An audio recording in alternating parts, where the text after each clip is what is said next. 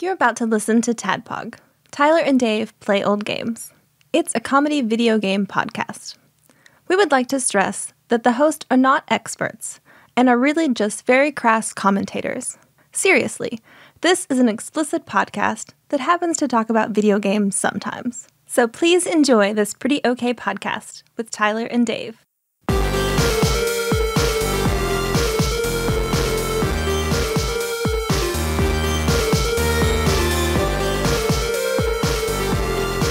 Hello, Internet, and welcome to yet another TADPOG podcast. I like it when you make it fancy. Yeah, I do. Is this $4.99? It's one off from 500. Yep, episode $4.99. We've got a big, huge plans for episode 500. Yeah, we said it was going to be a live show. Yep. Don't think Live's going to let that happen, but I don't think a lot of things are going to make that happen. I mean, I guess if man wants to come sit in my bedroom while we record and be a live show. Yeah. I mean, some people might take you up on that. That's true. That's true. So we could technically come on in, Phil. We've technically had a live show, but plenty of live shows. There've been Melissa sits over there in bed and listens to us sometimes. Way back in the day, Captain Gunner, John Turley would just sit. Oh, yeah, that's true. And not want to say many anything. Live shows. Yeah. So. And if I would even mention his name, he'd just turn crimson. So we've already had live shows. It's fine. That's true. Okay. But we don't have any of that episode 500 pressure on this episode. But if anybody wants to propose to their significant other, let me know and we'll see what we can work out. All right. That's on my bucket list for the show. Oh, is to announce a proposal? I really wanted it to be Drew and Bailey, but he didn't want to wait like a year and a half. Yeah. Well, they could get remarried. Get divorced. Oh, good. Yeah. Drew Bailey. Get divorced. Get divorced. Yes. Right. And then announce your re-engagement. We'll announce it on episode 500. Fuck yeah. Is that enough time to get divorced? How quickly can you do that? Oh man. I think if they share the same lawyer, agree to everything, they don't have kids, pretty quickly. Pretty quick. Is wanting to have an engagement announcement on a podcast grounds for divorce? Oh, I think so. Maybe not in God's eyes, but in the law's eyes. Right. Oh, wait, I think I flipped that around. I think God would actually be cool with it. In Funky Kong's eyes. Yeah, no, Funky Kong wants everyone to be miserable, so... Funky Kong only allows divorces in which he knows both parties will be miserable from that divorce. Oh, okay. Mm. And until we rise up against Funky Kong, we're just going to have to deal with it. I mean, we could also ask the Duck God, can Drew and Bailey get divorced? Yeah. Damn Duck it. God also declines the... Yeah. Well, if anybody were to get divorced, I would hope it's not Drew and Bailey. Yeah. Yeah. I agree. Because I think that they're pretty awesome. They're pretty awesome. Yeah. Yep. We're just two old guys playing some old games. Mm-hmm. This week we are starting our journey through Wikipedia's list of the Super Nintendo games. All of them. All of them. All of them. All of the Super Nintendo games. So we're doing them slightly out of order because today we're going to talk about Star Fox 2. Part 2. Part 2. Electric Boogaloo. Electric Boogaloo. Yeah, that's French. Electric. I don't know how you... Star Fox Boogaloo. Space Volpine. Space Volpine the second. Junior. Space Volpine Junior. Today we're talking about Space Volpine Junior. Can we start over? I'd like to lead with that. Yep. All right. Sounds good. All right. Let's see. But first, I'm your beard host, Tyler. And we got a huge fucking package down here. That's a big one. I've been holding on to that one. I've been storing that one up. Not only is it a huge package, I want to point out that this is probably, the post office or whoever, I assume it was the post office, puts a big old price on how much postage is. If that was a loan, I don't know if it was a postal loan shark office you went to, because that is the biggest for shipping I've ever seen. Yeah. It's a big boy. I love you for it. That's amazing that you would pay that to send us shit. What's in there? I haven't seen it. Yet. So we have a package from Executive Bruiser Janie and Terrified Michelle. You all right? So first, a letter. Okay. Do you have a story or anything? I was just going to talk about what I've been doing. That's it. So not really a story. So we'll save who you are. We'll say who I am? We'll save who you are. Then. Oh, okay, all right. Since I'm Beard Host, I'll do this, then we're done with this, and all right. And I'm mystery co-host. Mystery co-host. is how long we've had this. Merry Cockmas. Yeah, man. It feels like Cockmas was just the other day.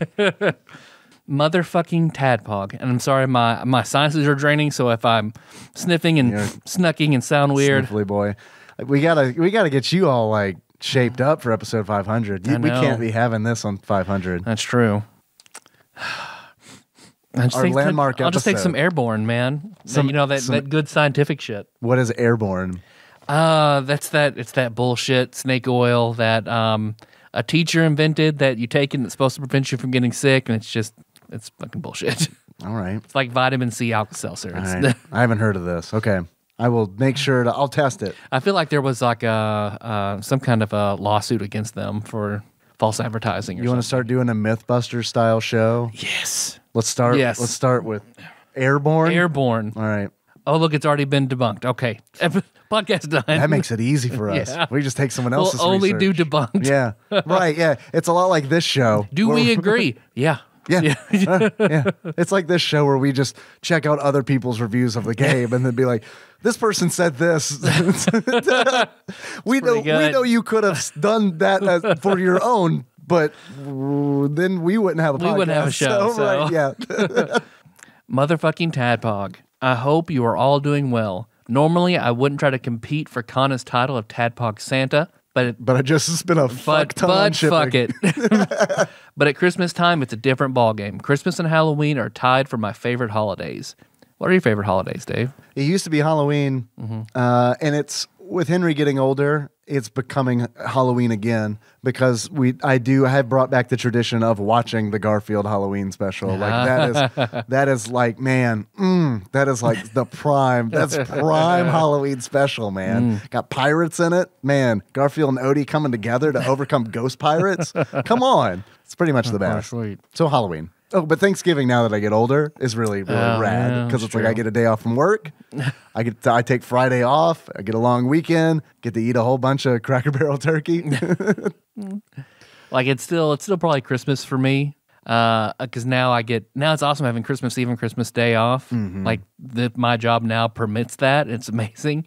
Too much stress. But now it is dramatically different with a bunch of kids. Dramatically different. Different how? Because I've only got one. I'm not just getting a bunch of presents. I got you. So I love it's it. Worse. It's different. It's different. I enjoy seeing how happy they are when they get it. So I Yeah. get to see Christmas from the other side. So it's still my favorite, just very different than it used to be. But inside you're like, I wanted that light bright. Fuck, man. I've always wanted a light bright. Why did she get a light bright? Oh, they'd be so bummed out if I got them a light bright. Do it. Let's put that to the test. It's like what a late night show host has the fake Christmas presents. I don't know. I don't know. Someone does it. And if they don't, we should do it. Okay, cool. I'm gonna get each one of the girls light brights for Christmas. Perfect. Unless I forget about it between now. Oh, but the other Christmas back there, it's just black construction paper. Enjoy it. It's a homemade light bright. It's a battleship with black construction paper on it. Yeah, they're really far apart, but if you stand far enough away, it's a light bright. Exactly. Enjoy. And then Melissa's favorite I know is Halloween, bar none. Yeah. Yeah. Still. Halloween's a good one. It's probably, she also likes the Garfield special. See, it was my least favorite growing up because I never did shit for it because my parents were too Christian conservative to enjoy Halloween. Yeah. So it was go to a trunk or treat for a few hours, then go home. Yeah. I've never been to a trunk or treat. Yeah, it's pretty lame. Is it? So it's as lame as it sounds? Yeah, I mean, Nikki mentioned it like last year, and I was like, I don't think I want to bring Henry to a thing called trunk or treat. I think I'd rather just bring him to like Jefferson Street where like all the other people are. Yep. And it's also like I worry about, I don't want to go to trunk or treat and then like have at every car be like, hey, would you like to join our church? No, thank you. Yep. Candy for my child, please. Give me your fucking candy. So I take Kenna to everything. We'll go to like Jefferson Street and go to some trunk or treat. So just when she's getting tired, get the easy candy. And then, yeah. I know it's your sinuses, but it sounded like you said truck or treat. Get that truck or treat. Which is an entirely different thing. While you read this letter, I'm going to search Urban Dictionary to see if truck or treat is in there. See, Kenna, you go get some candy. Daddy's going to get himself a truck or treat. I'm gonna hit up the bathroom at this gas station. Get a real truck or treat, like Zach. You're right. I forgot about that. And I love giving gifts. Like I said last year, I Back to can't the just give one kid gifts. And since I hear about them all so much, I got them a gift. That's super sweet. I promise I did not spend more than $30 on any child. I hope you didn't spend $30 total. I hope she didn't get a bunch of light brights, otherwise I'm going to look like a real asshole. I mostly say that because one gift kind of looks expensive, but rest assured I am poor and selfish. So I only spend more than $30 on myself and sometimes Janie. Yeah. Let's talk about what's in the box. It's not a head. There is a wrapped gift with a name on it for everybody, so they can open it whenever they want. There is also C's, S-E-E' candy. C's candy? C's. I recently discovered that doesn't spread too far from the Southwest, so I had to send you some. Yeah, I've never heard of it.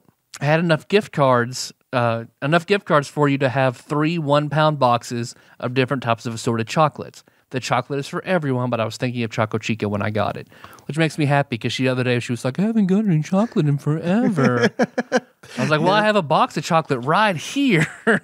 Oh, the dick chocolate. Melissa was like, no, you can't have that. Why can't I have that? It's a truck or treat. It's too spicy. It's a truck or treat. It's a real truck or treat. It's a real truck or treat. She can have some 30-year-old bubble gum and Teenage Mutant Ninja Turtles trading cards. Next is Mexican candy. I know from listening to all the backlog of TADPOG that you'd been sent Mexican candy, but I'm here to tell you that is a lie. You cannot get Mexican candy from Oregon. It's not real, I tell you. Just like to think all you eat tacos in Kentucky when in fact you were eating tacos. It's fine. Okay. I like tacos. So Peggy Hill tacos? I like tacos.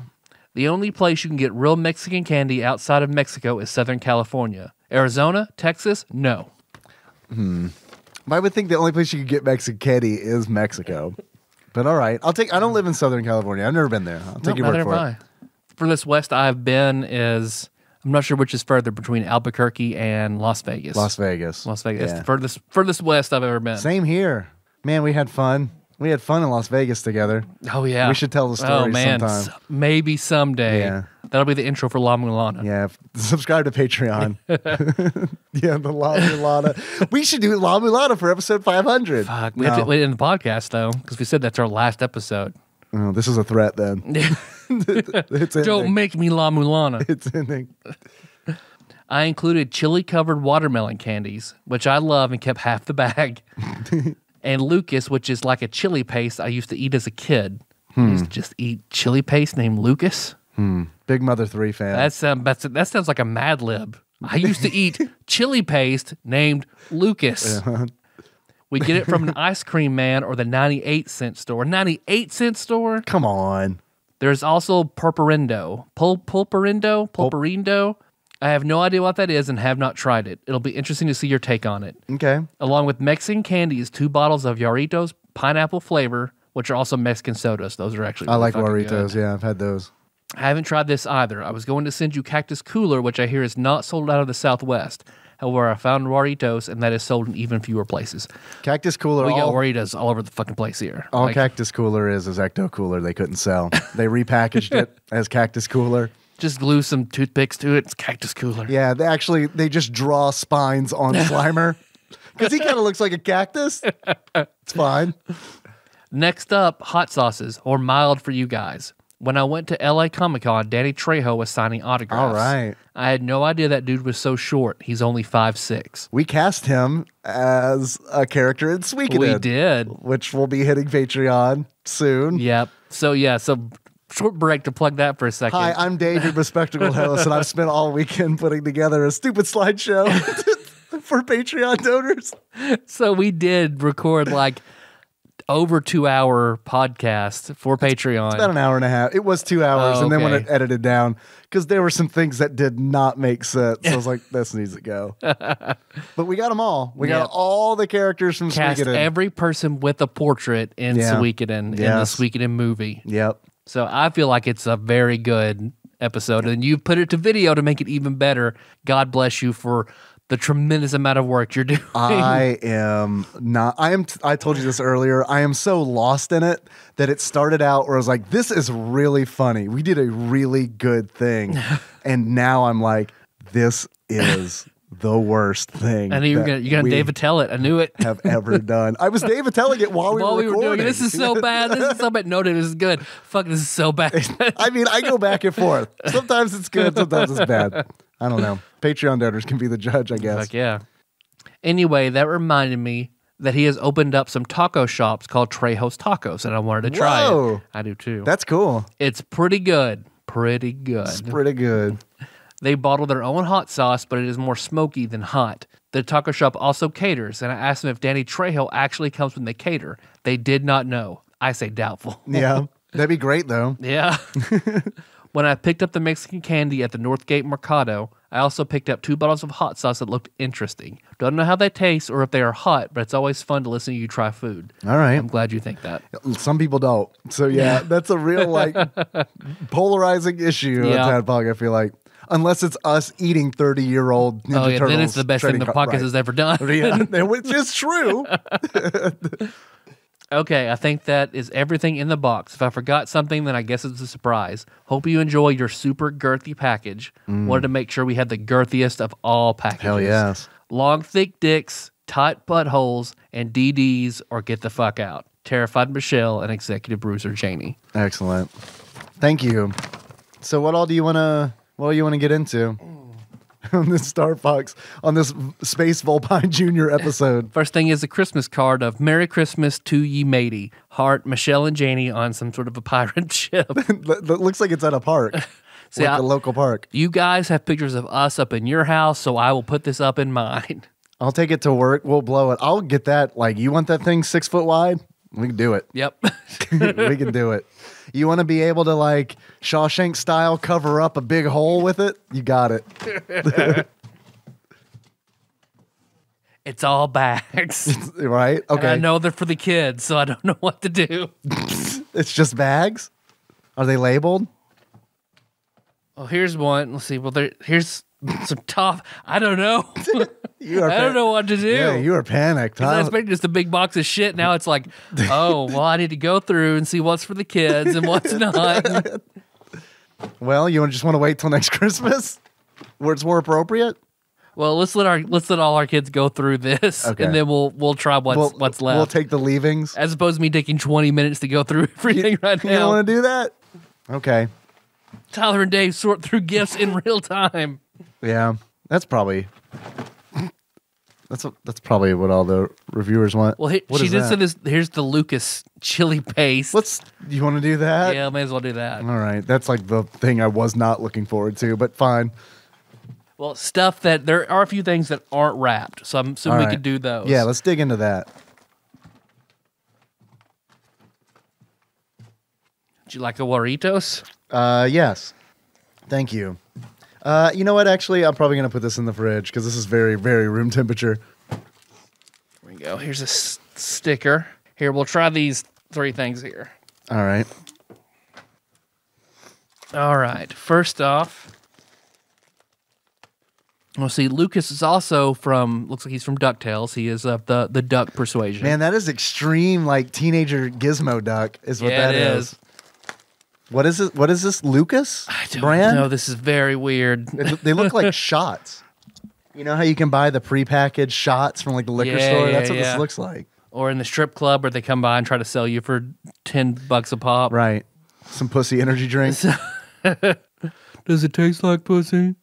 Let's see. So Lucas Bombasso, lemon flavor hot candy with chewing gum. Okay. I like lemon. I like hot.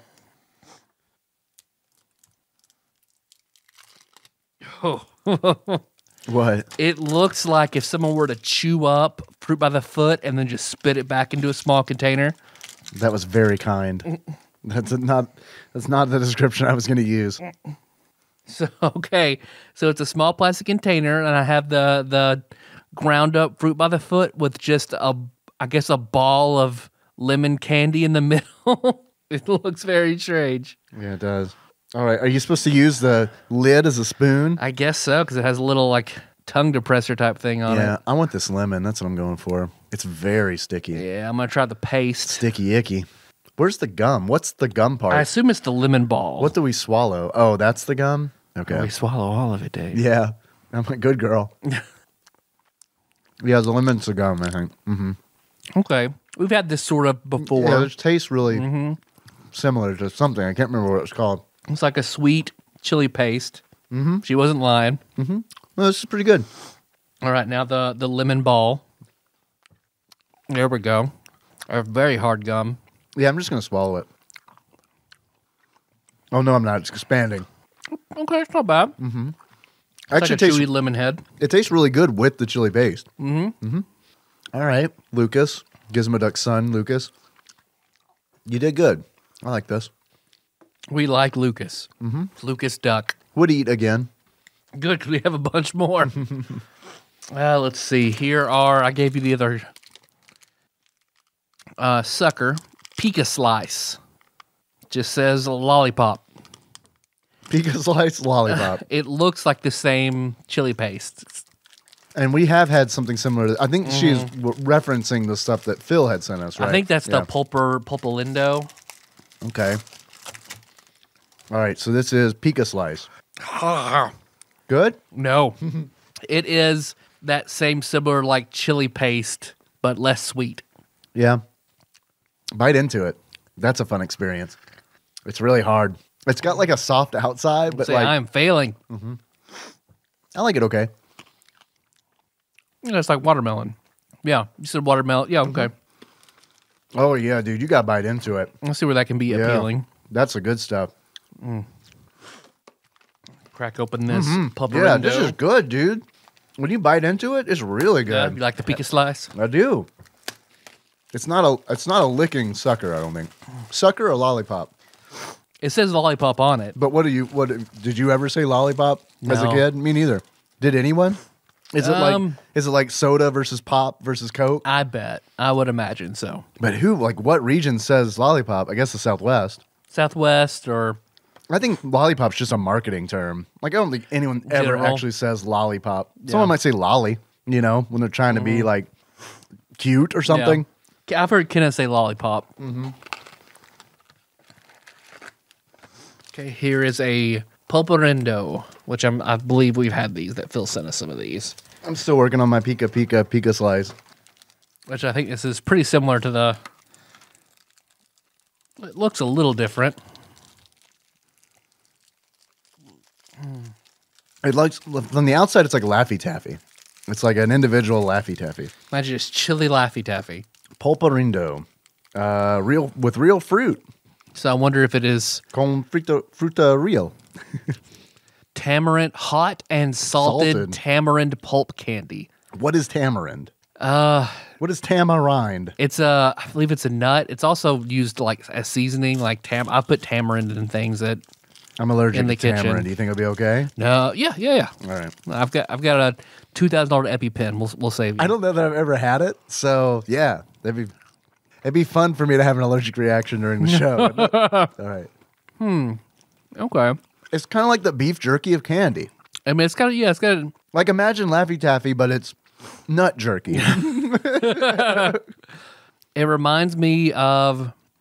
It's the same texture of the inside of a Fig Newton, but has definitely a different. It's still a little sweet. I wouldn't describe it as hot and salty. No, I think this would be like if I were to give this to Henry, he would not like it. Oh, because yeah. It's spicy. Like it's that level of spicy. What do you think about Fig Newtons? How do you fall on that? Oh, I like Fig Newtons. You're pro? Yeah. Pro Newton? Pro Newton. Pig Newtons. All right. Not bad. Yeah, I like that. Pika Slice is where it's at, though. Yeah. Mm-hmm. And here is some C's candy. Saving this one for last. Why are you saving that for last? Because it looks expensive. It looks like the palate cleanser. We know she didn't spend $30 on it, though. Although I'm wondering, because it comes in a giant brick. Oh, so it's not sliced or anything? Yeah, you are struggling. I'm glad the strong one opened it. I'd still be working on that. That's a big old piece. Because this is... what is this? It's covered in nuts. It looks Victoria like fudge. toffee, crunchy, buttery toffee, and whole almonds drenched in milk chocolate and chopped almonds. Sounds pretty fucking good. Mm-hmm. You want to just do this the rest of the episode? Yeah, sounds good. Just crunch. Just eat this whole thing. Crunch cast. Mm-hmm. Okay. Man, you really crunched it. Oh, that's fucking good. In the podcasting masterclass that I took, they said definitely always eat food on the microphones. They said people love it. That's really good. What brand is this? C's? Okay, this is the C's. Okay. It's like a really thick, crunchy exterior. Like, I don't know. It reminds me of fudge, dude, but Toffee fudge. It's like a thick Heath bar. But thick. Like, oh, a Heath bar. You fucking nailed it. We want to do some homemade blizzards? You want to pause the podcast and do some homemade Victorian toffee blizzards? Good, pretty good, man. See if we can track down Jack the Ripper. That wasn't Victorian, was it? Yeah, it was. Was it? Yeah. Okay. So far, all the stuff that I found, Janie, is pretty good shit. Thank you. Thank you. I'll turn to those hot sauces later when we have stuff to try them with. I don't want to put hot sauce on the toffee. Yeah, let's put it on directly on the Victorian toffee. So that hot sauce was Danny Trejo? Yep. That was the stuff? Okay, cool. I had some more of that Gringo Bandito hot sauce with my tacos today. Oh, see, okay, what I'm doing at work is we have so much hot sauce that at work I have to have a certain goal in our cafe. And by you mean you and me. Yes, That us. has been sent in. Right. Yeah. You don't mean work. You don't mean at work we have a bunch of hot sauce. You mean No. As TADPOG we have a lot. TADPOG, we have so much hot sauce. We tried it, we like it, but it's still, I have more than I can eat in a lifetime. So I've been trying to think up ideas for my the cafe at work so we can meet budget, I can hire more people, and life is generally better. So I took all the hot sauce and went and made a hot sauce bar, like a la Firehouse Subs. Yeah. You're taking lessons from the master. I like that. I do like that. So I've got out 25 different kinds of hot sauce.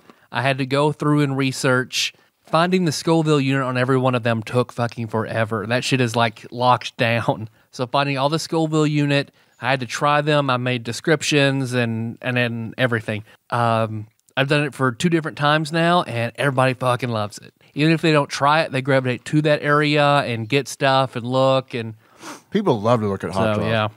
I think now I actually have the information and stuff put out. I think it'll be even bigger. But Gringo Bandito had, I want to say it was almost 100,000 Scoville. That's the one I think that I had today. Which is not like, crazy hot, but it was like, this is a nice kick to this taco. Yeah. I mean, so we have stuff that I ranked about 500 Scoville to that Black Snake 6, which is, it ranges from 2.5 to 6. Which is the Samuel L. Jackson, Christina Ricci hot sauce joint. Black snake foam, because when you're done eating, it does come out as foam. My favorite is still Painapple. I think Painapple is so good, and I think it's the only bottle we will ever get. It is sold out everywhere. It looks like they have no plans of doing more. Painapple sounds like a BBW porn star. Just does. Painapple. Yeah, or a male porn star with just the biggest dickhead, just the thick dickhead, and they call it the Painapple. Oh, like one I of those. exclusively do anal. Or apples. Yeah. Man, have you seen this great new Pornhub channel where a dude just fucks apples? You wouldn't believe what you could do with an apple. What's his name? Johnny seeds an apple. Oh, yeah. my God. I love that. No, Painapple. I don't know. Yeah, I don't get it.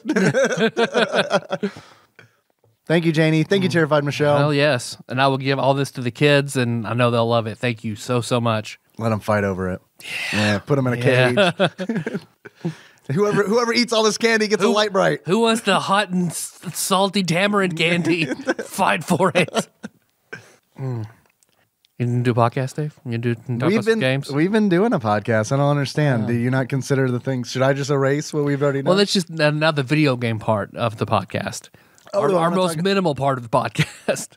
Yeah, which is honestly kind of a shame because, like, I feel like Spaceful Pine Jr. is a pretty, it's a game that deserves to be talked about. I completely agree.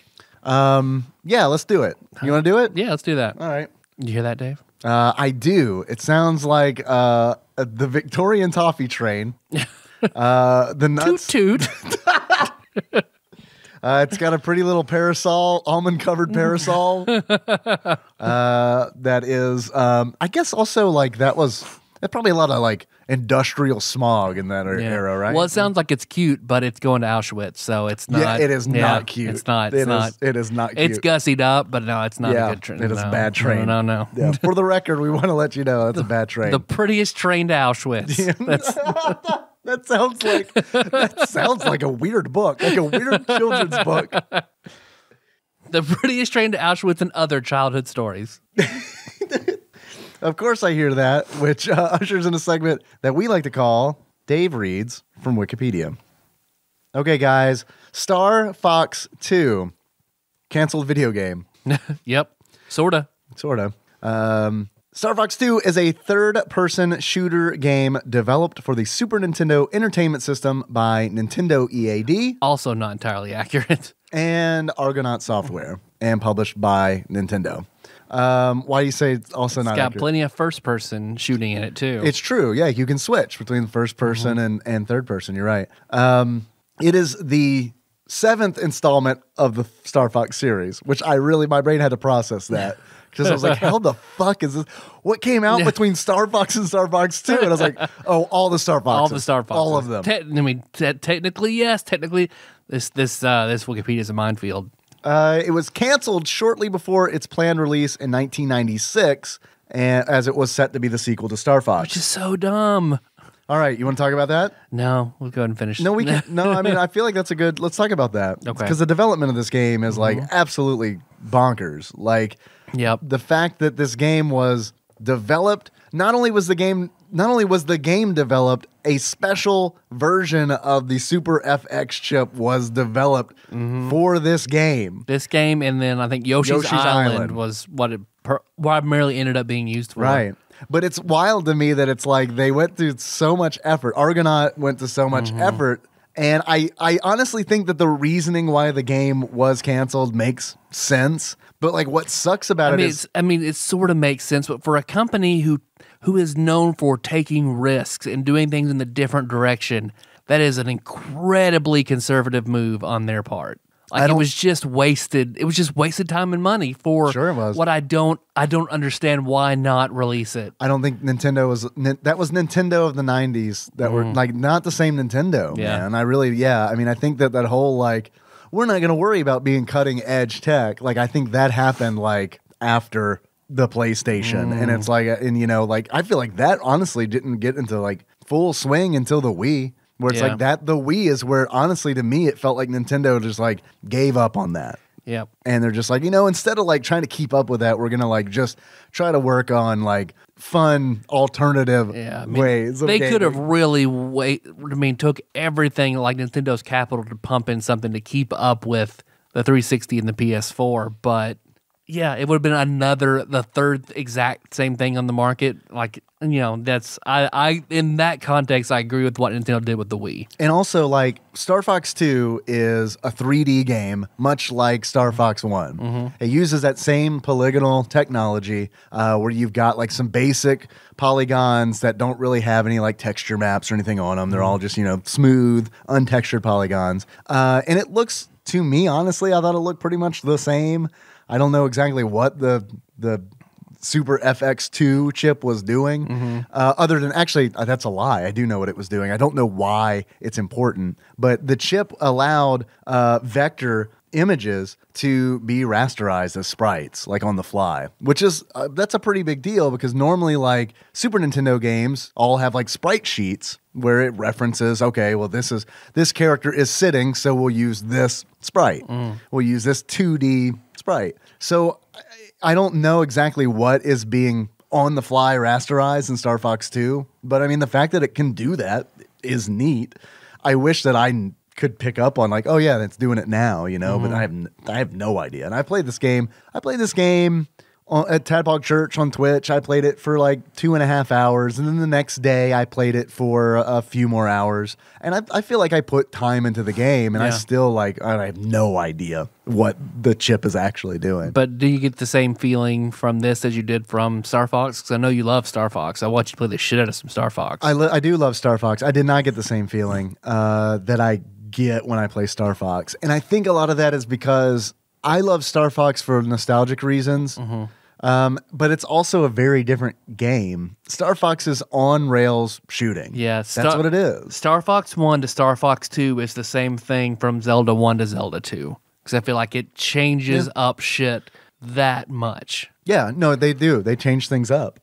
It still has the general same look, but as far as like gameplay, it's I wouldn't say completely different. You still fly around and can do barrel rolls with L and R, and you still shoot, and you've got your turbo button. Yeah, it's the same basic concept as, Link has a sword and a shield and like some core basics. Sure. But then how that is presented is very, very different. Because Star Fox is an on-rails shooter. You just, the camera moves along and you move with it, and you can slow down and speed up to a certain extent, but not generally, you are going where the game wants you to go. That's just how it is. Yeah. You can't break away and you can't turn around in Star Fox and fly the direction that you were coming from. Yeah. You can do that in Star Fox 2, and it's a big part of Star Fox 2 because in Star Fox 2 there are dogfights. Playing this game, I got the feeling I was like, I bet child Dave would have loved this, but I bet adult Dave does not like it as much. I liked it. I mean, I did like this game. I thought this game was really weird. And I like weird stuff. I like weird games. And it kind of scratched that itch because everything about this game is weird. The fact that it was completely done. They developed the game. It got through Q&A. Like it got through quality assurance, not Q&A. They didn't go through questions and answers. They fully vetted it. They asked it all the questions. They gave it the Turing test. They determined that it was in fact a robot. They're like, all right, I don't think we can publish this. We can't release this into the wild. We're gonna have a Westwood situation on our hands. Is that what Westwood is about? I don't know. I've never seen Westwood. I've seen the first 3 or 4 episodes. Melissa and I really liked it, but it became a bitch to get more episodes to watch. I got you. But anyway, like it is straight up, I like this game. It scratched that itch where it's like, this is weird. I can tell that they're doing something different. But the only thing that kind of undercut that was the fact that I have played Star Fox 64, which takes a lot of the elements from this game and improves upon it. Yep. And it's like, this goes back to, I understand why they didn't publish it, man. Because it's like, I think by the time this Star Fox 2 was ready to come out in like 95, like I think I read that the N64 was like supposed to be 6 months out from that. Supposed to be. And then the N64 got pushed back. And then between then, the Dreamcast and the PlayStation came out. Yep. And it's like, because of Nintendo's sore relationship with PlayStation, because that whole like that SNES PlayStation thing was such a disaster, there was so much bad blood about that. The decision was Star Fox 2 is going to look like shit compared to the hardware in the Sony PlayStation. So scrap it. We're not going to do it. We can't look bad. See, it's so dumb. Like, people have Super Nintendos. Like, you came out with games for the NES when the SNES was out and making it quality-wise look like shit. Like, why not have done? I still Morimoto even admits like, okay, hindsight's 2020. Yeah, maybe I should have released it. I don't know how it would have done. Honestly, like I don't. Like I mean, how can you? I don't even know. Like how can you? It really could have gone either way. I feel like because instead of being the linear progression where you choose like 3 different tracks you're trying to go down, like it's essentially an open world Star Fox game where it's like, you're not on a track. You can fly to any planet. You can fly, wherever you want. And it's also kind of a tower defense game. Hold your horses, because it's like, when you put it that way, it sounds like you can physically fly the ship in 3D from planet to planet. You can't do that. Shitty 2D overworld. There is an overworld with it's essentially a map with planets on it. Yep. It's like an RPG overworld where you have like your little sprite ship going town to town. Right. Exactly. If you could fly like real time in 3D from planet to planet, wow! Like this would be amazing. But I get it, man, because it's like even like Sony's like whole marketing thing was Nintendo. We're better than Nintendo because we make adult games, and it's like I can totally see like Nintendo being like, yeah, this game does not look like the 3D games that are on the PlayStation. Like it's impossible. Like they squeezed a lot of juice out of it. You know what I mean? But it's like it's like it doesn't hold a candle to something on the PlayStation. So instead, let's get on that virtual boy. Come on, let's push the virtual boy. This is Nintendo's answer to all that while we wait for the N64. Yeah. And you know what? Hey, man, I take it back. Earlier I said that I don't feel like Nintendo really started doing that whole like gimmick thing until, and I hate to call it a gimmick, but I mean, it's a gimmick thing. But the Virtual Boy is definitely a gimmick console. It's like virtual reality, kind of. And they even like didn't, I feel like they didn't even do that right because they revealed tech demos for Star Fox for the Virtual Boy and a pretty fucking good looking Mario game that just dissolved and didn't go anywhere. Like, they might have had a little more success. I mean, I think the Virtual Boy was doomed from the get-go, but they might have had a little more success if they'd gotten those titles out. Yeah, I think I still, like, I have again, it's that weird itch I want to scratch where it's like I have, like, a low-key yearning desire to, like, buy a Virtual Boy. Fuck yeah. And, like, I want another one back, too. I mean, I wish we had kept, well... It got me to Sega Saturn. It got me a PlayStation. So I wish we hadn't kept it, but I wish I had You one. wish you had it still. Yeah. Well, I don't know, man. I think... I did see on Reddit that I thought was very impressive. Somebody had modded a Pocket Virtual Boy where they took a red Game Boy Pocket and put a Virtual Boy emulator in it. So it was just the red screen and everything. It was pretty fucking badass. Awesome. I also don't think that, I think another reason that I'm like drawn to the Virtual Boy is like I've played emulated Virtual Boy games, but it's like, it's one of those things where I honestly do feel like I got to have my face in this, you know, like I don't feel like I'm getting the real experience as painful as people say it is. Like, they had one at the Louisville Arcade Expo 2 years ago, and it's like, I honestly, like, I played, like, several matches of tennis, and, like, I popped my head out of there, and I was like, I feel fine. Yeah. Now, maybe if I was in there for, like, 2 hours... Which was what I was doing whenever I had it, so... Because I was probably 20 minutes, I don't know, but, I mean, I was expecting, because I had never, maybe once at, like, I don't know, like a display or something at Target or Toys R Us had put my face where millions of other boys had placed their face. You know, You dated my high school girlfriend too? I did not. I want to make that perfectly clear. I did not. But yeah, that's like the only experience I had was like maybe a retail experience or something like that. I didn't know anybody who owned a Virtual Boy. Todd Dunnigan's got one now. We need to borrow that from him. Yeah, Tyler Dunnigan, he finds some really good stuff. He does. He's good at hunting for like classic games and shit like that. He is. I'm also cheap. I've had the opportunity to buy a Virtual Boy before for like a reasonable price, and it's also just kind of like, I don't know, I want to pull the trigger on this essentially, you know, frivolous decoration, purchase where it's just like, this is not going to do me. It's not like I can stream from it. Well, whenever Henry acts up, you can make him go play 30 minutes of Virtual Boy. Time out. You're in time out. Go put your face in it. Yeah. Did you put the broom in the ceiling fan? Which is a thing he totally did. Go put your face in it. Go play the Wario game. Daddy, I have a migraine. Still got 10 more minutes. Learn your lesson. Cut to 10 years later. We don't know what's wrong with your child. He's lost the ability to see and hear. All he talks about is gold coins. Red golden coins. Yeah. So I don't know, man. I have all that's just to say that I like weird games. And Star Fox 2 is weird. And it is. The art style is immediately what made me go, what the fuck? Yeah, because they have like portraits that are drawn in like a really cartoonish style. It looks like if Land of Confusion was hand drawn. Yeah. That video used to scare the shit out of me. Oh, fuck yeah, me Land of too. Confusion. I made Melissa watch it, and she was like, this is really weird. My boss recently, he was familiar with that video because I guess he said there was like a British show, a British puppet show that was like a political show. And like those are the people who did the Land of Confusion video. Because they had like all these like politicians as these like grotesque puppets. And they would do it. They would do a show with them. And man, I wish I could remember the name of it. I'm sure someone. Crank Yankers. Yeah, it was Crank Yanker. Special ed.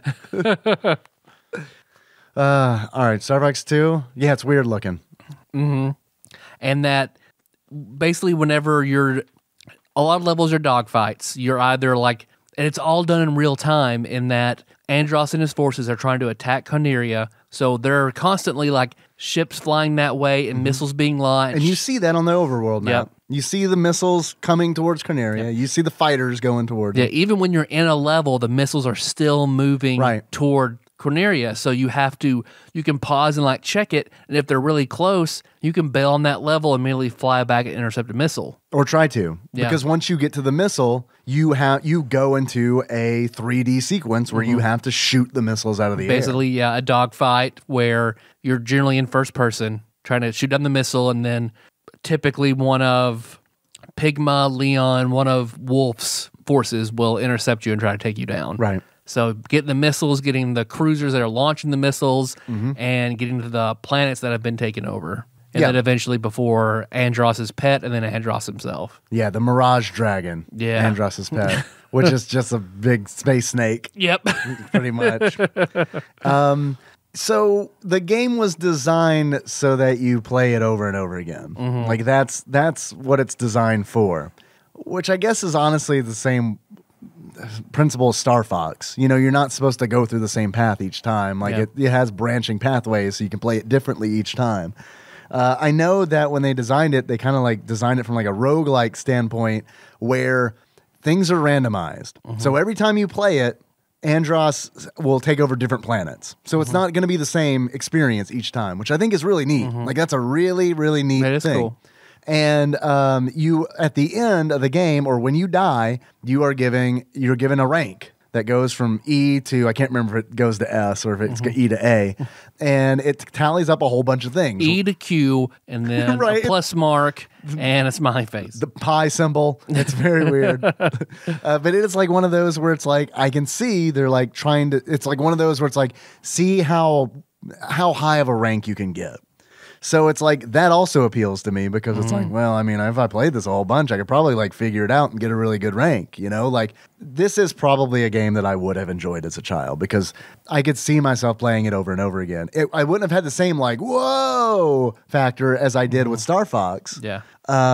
Because it's so much later, but I mean, at the same time, and because I've seen Star Fox already, but at the same time, I mean, there are elements, like, honestly, like, the whole, like, overworld map feels like a board game to me, where it's that's pretty like apt. Pandemic or something, where it's like, oh, okay, this time, the planet Venom has been taken over by Andross, and he's launching missiles from there, and he's sending cruisers in that I have to like, and I have to worry about all these like moving parts, and it's like it's different every time, and that's really cool. But what sucks about it is when you actually go into the combat sections, those are the same each time. So like it's kind of like, it's great that it changes on the overworld, but every time you go into like a battle stage, it's the same. It's like, okay, those get repetitive. Yeah, it's like I'm on Venom again, and I know I got to like step on 2 launch pads and then go into the base and then blow it up. It's like it's the same thing every time.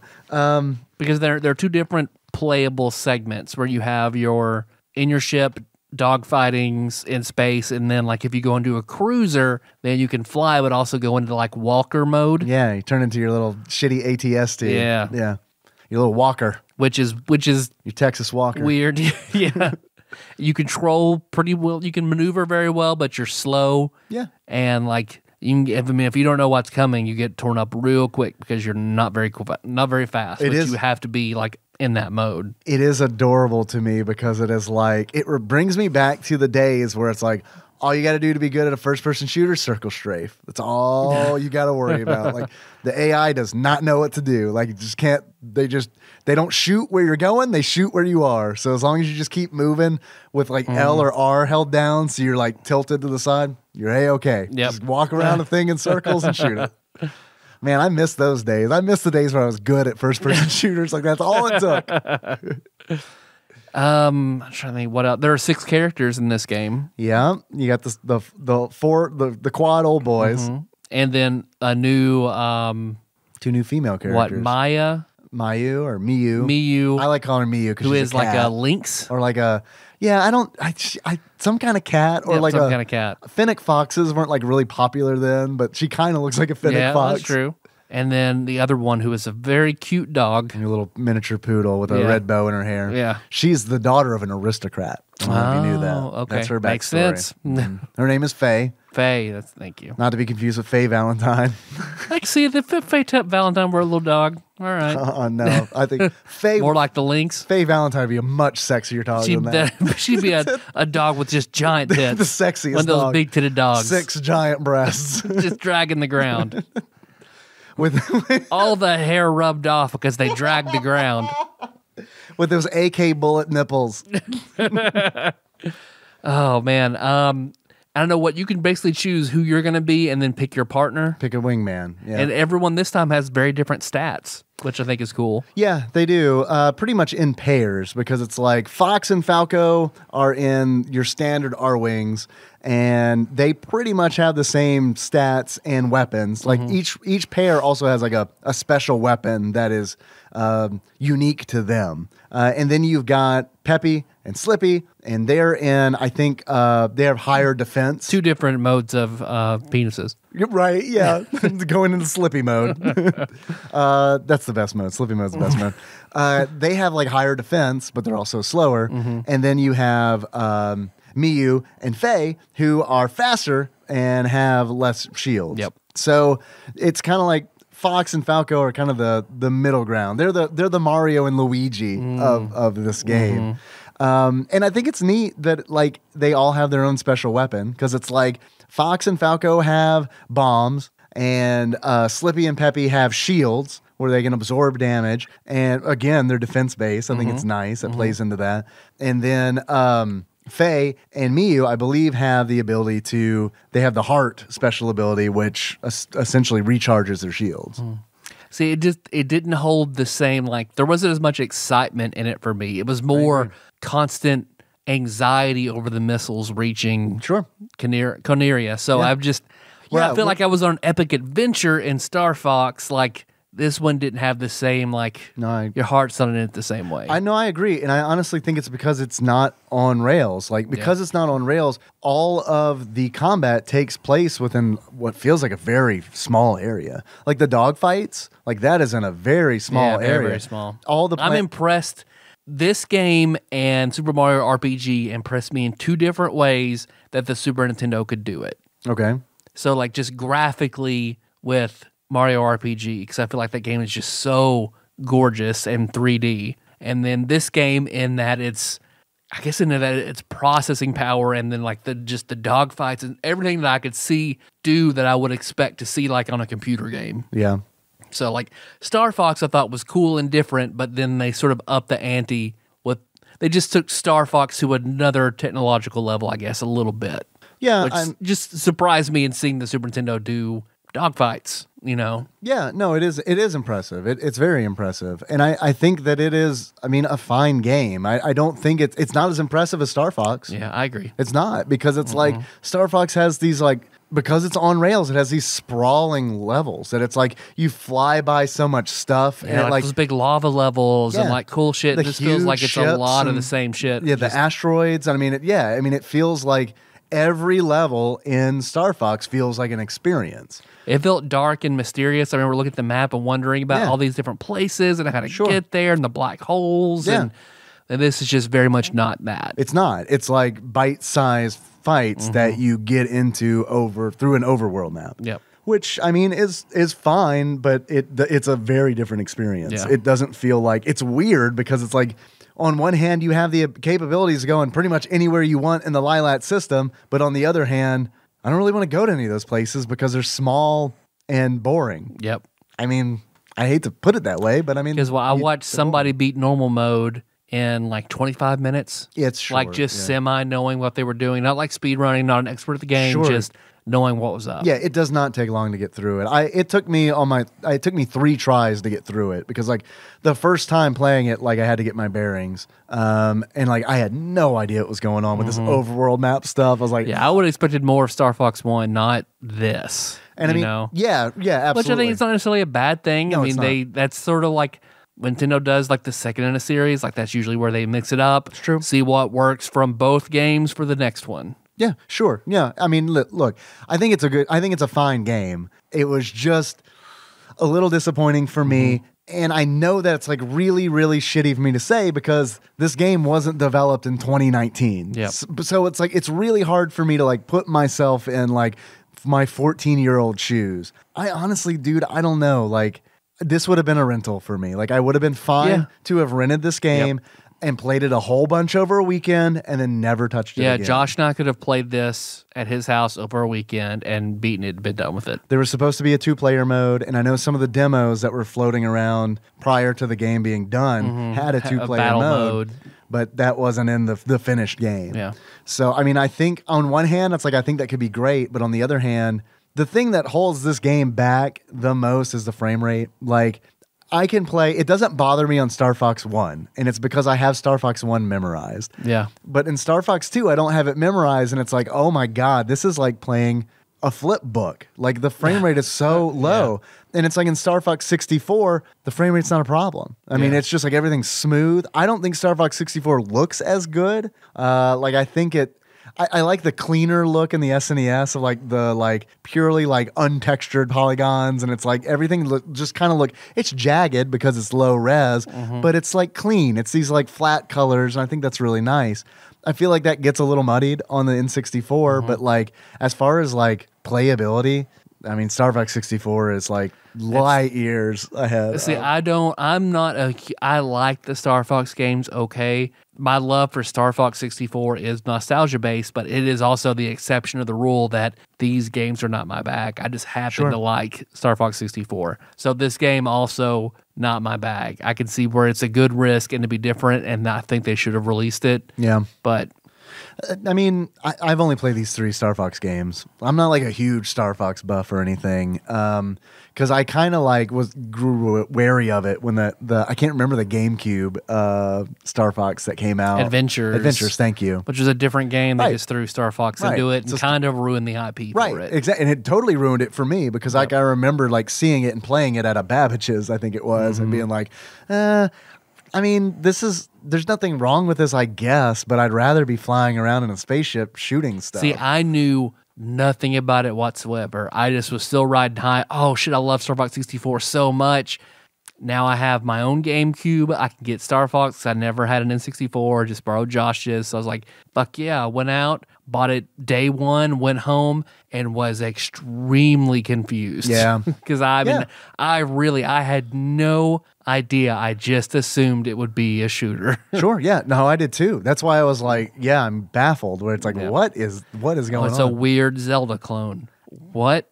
Really weird choice, I think, to put like a Star Fox skin on it. Like, I guess people have been crying out for more Star Fox, and they're like, oh, we don't have anything in production. Skin this. Yeah. Work with Mario too. Yeah. Mario 2 is like, I don't know, man. Like, I love Super Mario Brothers 2, but like the history behind Super Mario Brothers 2 is like, it's amazing that game is as good as it is. Like, truly, like, based on why it exists, like, as a promotional game. Yep. Like, I mean, that's so fucking bizarre where it's like, I mean, and I don't even... No, that's just all the stars aligning and getting lucky that the game is as good as it is. I mean, I don't know, man. I also think it's... I mean, I think it's just giving a shit about something where it's like, I think they easily could have been like, oh, it's just something that, it's just something that we're doing as a promotional thing for a Japanese company. That's not us. So I don't know, just make it shitty. Who cares? Yep. But I don't know. I mean, they made a great game. I mean, I love Super Mario Brothers 2. Oh yeah. It's like, yeah. So it's tough for me when I hear the comparison made to Super Mario Brothers 2, even though I haven't played Star Fox Adventures past the 5 minutes I played in Babbage's, where I was like, they probably thought like, oh, no, people just love our IP so much, just put it on this. It won't work. matter. Yeah. No, it matters. Yeah, it turns out it matters a lot.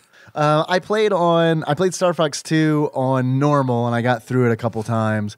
And then I tried it on hard, and I will say that it changes the experience significantly, which I really liked. So it undercuts what I just said earlier about how it gets boring. What I should do is, when it gets boring, just up the difficulty, because Andros takes over more planets on the map, so it makes it more difficult in that regard. But it also changes the enemies on the planets, And it's like I saw like on one of the planets where it was just like you have to open like a missile bay because you got to destroy this base that the missiles are firing from. So you have to like on normal you just like walk up to a platform and step on a pressure plate and you like, do it twice. And then the missile base comes up out of the ground. You go into the missile base and you destroy the core. It's done. It's very simple. But on hard, all of a sudden, there are like these pterodactyls or swans that are like swooping down and grabbing. Swanadactyls, yes. They're swooping down and grabbing the pressure plates and like flying away with them. And you got to like shoot them down so they drop the pressure plates. So then you can use your AT-ST to walk on it. So it's not just like, I like that. It's not the fact that it's like, well, it's the same game, but it takes like 8 shots to kill an enemy now instead of 4 shots. You know, they don't scale it that way. They actually give you a different experience. But that's always way better for a difficulty change to have new elements as opposed to more hit points. Absolutely. And I think that's their way of kind of like compensating for the fact that you can get through this game in under 30 minutes on normal mode. And after hard, there's also expert mode. And which you have to unlock because it's like you got normal, hard that you can choose from, and then expert's grayed out. So I assume you have to beat the game on hard in order to unlock it. There are hidden pepper medals because your boss is still Pepper. I think he's a general. And you like very lonely. If you very super lonely. He just stays on Conaria. He's very lonely. Super lonely guy. There is like if you collect all of them, a black hole appears, and you can essentially use it as like one of the fantastic areas in Super Mario World where it's like you unlock a secret area and it's like this is where I go for all the power ups. Like if I'm small Mario and I need a cape, I'm going here. Yep. It's essentially like that. You can go in there and like one of the power-ups is a homing power-up where it's like I never got it, but from what I understand is like because the frame rate in this game is not good, like it is tough to fucking stay on something because it's so choppy, right? But like if you have the homing special ability, like your target stays on the target that you specify. That's pretty sweet. So I don't know. Too bad he wouldn't just give you that. It is too bad that it wouldn't just give you that like it does in Star Fox 64. But it's like Samus in Other M that she has her whole outfit on, but her boyfriend boss is like, no, don't use that yet. Can't use it. All right, well, I'll just walk into this lava world and just get hurt. I've got this lava suit right here I can put on. Yeah. Don't use that yet. All right. You know, I've always said about Samus, good submissive. No, let's just, throw everything away that she's ever, earned as a strong female. No. Good submissive. Nah, great submissive. Classy submissive. Yeah, absolutely. Classic submissive. Yeah. If there was a submissive constellation in the sky, that would be her.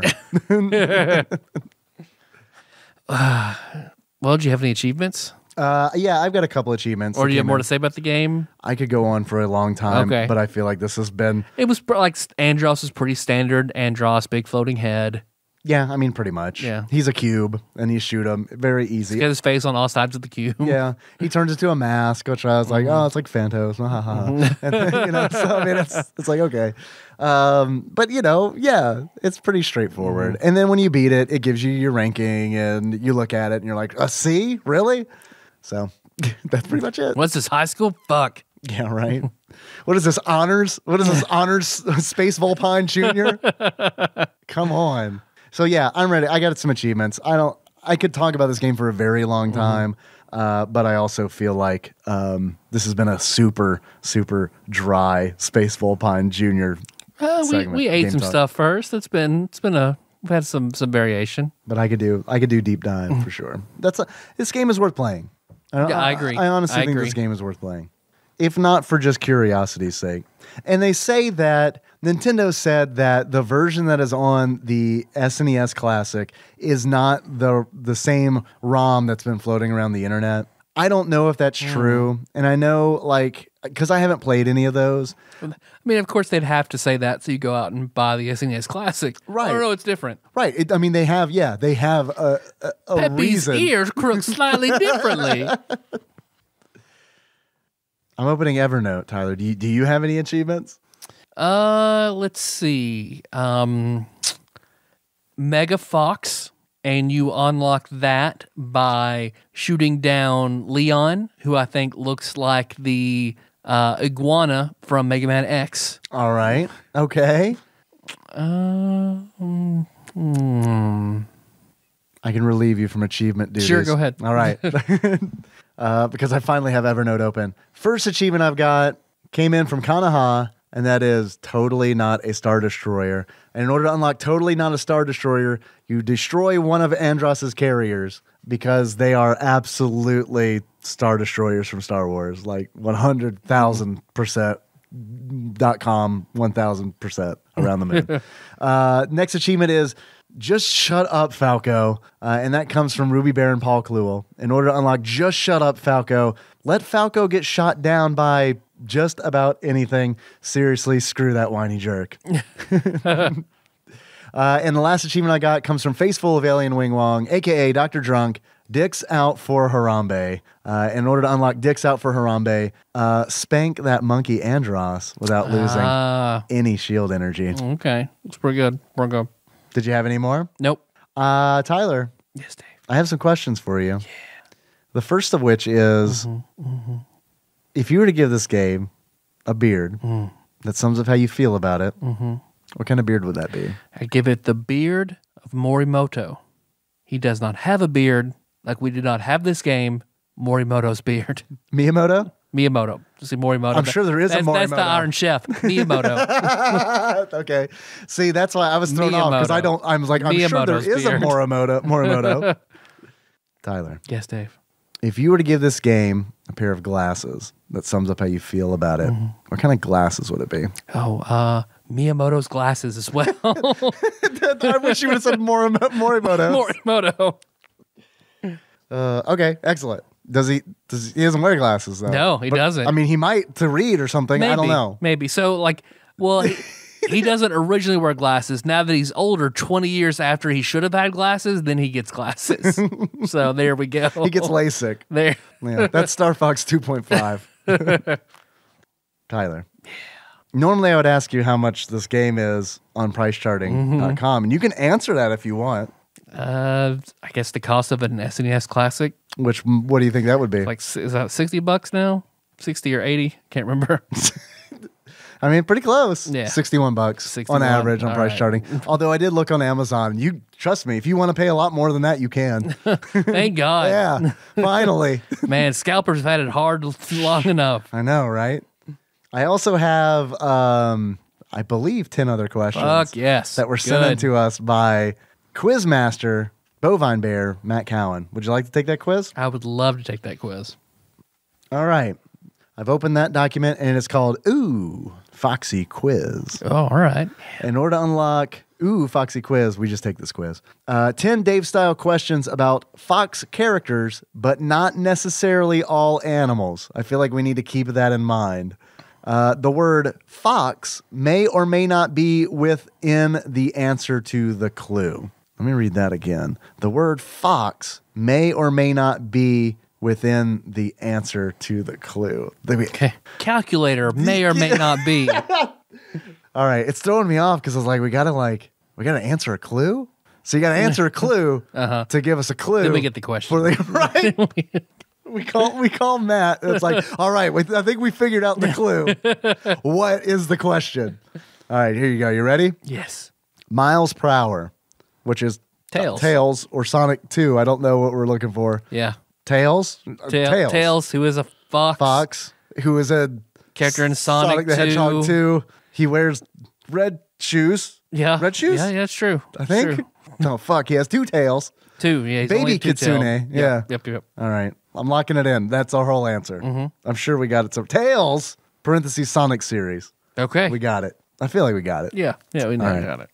Hey, I'll leave this one to you. Comic strip by Bill Amend. Foxtrot. Also a very provocative dance. So much. The foxtrot. Damn right it is. They won't teach you that in church. Just kidding, they will. I think that's where I learned it. I learned it in arts appreciation my junior year of high school during the dance section. Oh boy. Yeah. What else? What other steps did you learn? The moonwalk? No, that's what my dad taught me, the moonwalk. Of course. You take a Randy masterclass in moonwalking. Yeah, I like to think like the moonwalk is your RPG like legendary weapon that's like passed down from generation. Like you're gonna teach Kenna how to moonwalk, and then she's gonna like defeat some kind of like pagan god by moonwalking. Well, she's transitioned it into her own weapon, which is flossing. Oh yeah, Yeah. yeah, Mm-hmm. yeah. Speaking of epidemics. All right. 2 completely different characters that share the same name in Metal Gear Solid and Elder Scrolls Oblivion. They both use stealth to their advantage. It's Gray Fox. I know in Oblivion. Fox. I don't know what it is in Metal Gear Solid because Yeah, I've not played any of those games. But I know the Gray Fox, I think, he's like That's the cloak you get that you can commit any the crime mask, while you're wearing I it. think. I think it's a mask, yeah. I'm going to lock that in. Gray Fox. It is. All right. Next question. Jason Bateman voices this fox in the Disney animated movie Zootopia. I've seen that movie. I do not remember the name of that fox. Oh, I don't either. I can picture him. I can picture him too. I can hear him. Yep. Sounds like Jason Bateman. I can't name the rabbit either. I've seen Zootopia like twice. I even saw it in the All theaters. right, slow down. Yeah, I know. Well, I've only seen it once, so I think that I'm going to have to lean on you. I don't remember. Arthur P. Fox. Would not have gotten to that. Nope. That's just my guess. Jason Bateman Fox. Jason. Jason Jason Fox. Bait Fox. Is that like catfishing? Yeah. It's a bait fox. Don't give that girl your money. That's a bait fox. Is that what catfishing is? I don't know. Exactly. Yeah, you got it. Is that what it is? You nailed it. All right. I'm going to lock it in. Jason Bait Fox. It is Nick Wilde. Nick Wilde. Would not have gotten that in a million years. Nope. Because like when I watched that movie, I was like, I don't care what this fox's name is. All I have to remember is that he's the fox. Because he's the only one. There's the fox and there's the rabbit. If there were like 3 foxes in it, I keep straight, I'd be like, yeah, that one's Nick. But there's just one fox. So it's like, all right, that's the fox. Names don't matter. All right, next question. She first appeared in Star Fox Adventures on GameCube. She is purple, like that of an amethyst. Crystal, right? Crystal, you're right. I think is her name, yes? She's a little rabbit. like a 4-star thing, right? trophy in Smash. Yeah. Yep, Is she Crystal, a rabbit? you're right. I think she's a fox. She's a fox? I think she's a fox. All right. She's Fox's love interest, so. Oh, man. So she's a rabbit. Fox, yeah, could be. Or a hound. Pretty sexy. So Did you know that Fox and the Hound is like really the sexiest movie? Yeah. Yeah. Did you know? It's about anal. Yeah. Did you know how Disney likes to do adaptations like of things in animation? Mm-hmm. Fox and the Hound is actually their adaptation of the Marquis de Sade. Is it really? No. Like you said that in a way that's like, all right. I buy it. I mean, I still go with anal, but Yeah. I'm going to lock in. it's unconventional, but isn't it beautiful? I'm going to lock in Crystal. Bonus points. It is Crystal. Bonus points if you can spell it. Starts with a K, I thought. All right. It's a good start. I thought just Crystal with a K. Or Krystal. Yeah, it's just spelled like the restaurant. Spelled like the restaurant, baby. All right. Next question. Disguised as a stork, this legendary fox won the Golden Arrow in an archery competition. Robin Hood. That is Robin Hood. Yeah. Many confused lady boners from what I hear around the nation. Oh, confused lady boners? Yeah, confused. Maid Marian confused general male boners. Yeah, for sure. Yeah, like absolutely. All right, locked in Robin Hood. It is Robin Hood from the 1973 Disney animated movie. Still holds up. Yeah, it does. I watched it like maybe 2 years ago. Yeah. I need to show it to Kenna. While I was watching it, I was like, because Nikki was watching it with me, I was like, I used to get the weirdest little boy boners over Maid Marian. All right, let's enjoy this Henry's movie. like, yeah. Yeah, man, let me tell you about that.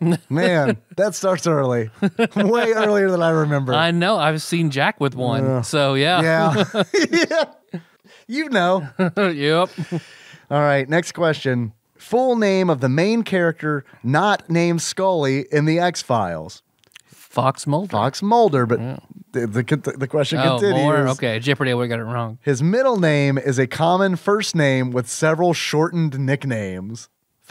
Matthew Fox. Like Matthew Fox. Matthew Fox. Matthew Fox Mulder Several different shortenings. So what's a name that you can... has a lot of nicknames. William. So Bill, Willie. Billy. Yeah, so I say Fox William Mulder. Yep. All right. Lock it in. Fox William Mulder. It is Fox William Mulder. Fuck yeah. All right. Chanticleer's, I hope I'm saying that right. Chanticleer's manager in Rockadoodle is a fox. He shares the same name with a dim-witted white mouse. I got to work on that dim-witted white mouse angle. Yeah, because I've seen Danger Mouse half is not dim-witted. of that movie like when I was like 10. So I saw it when I was probably 13 and did not like it. Like it was like one of those where it's like, damn, because like I remember thinking I've reached the age where this is like I can't do this. Like I feel weird being here because it's like it's not hitting.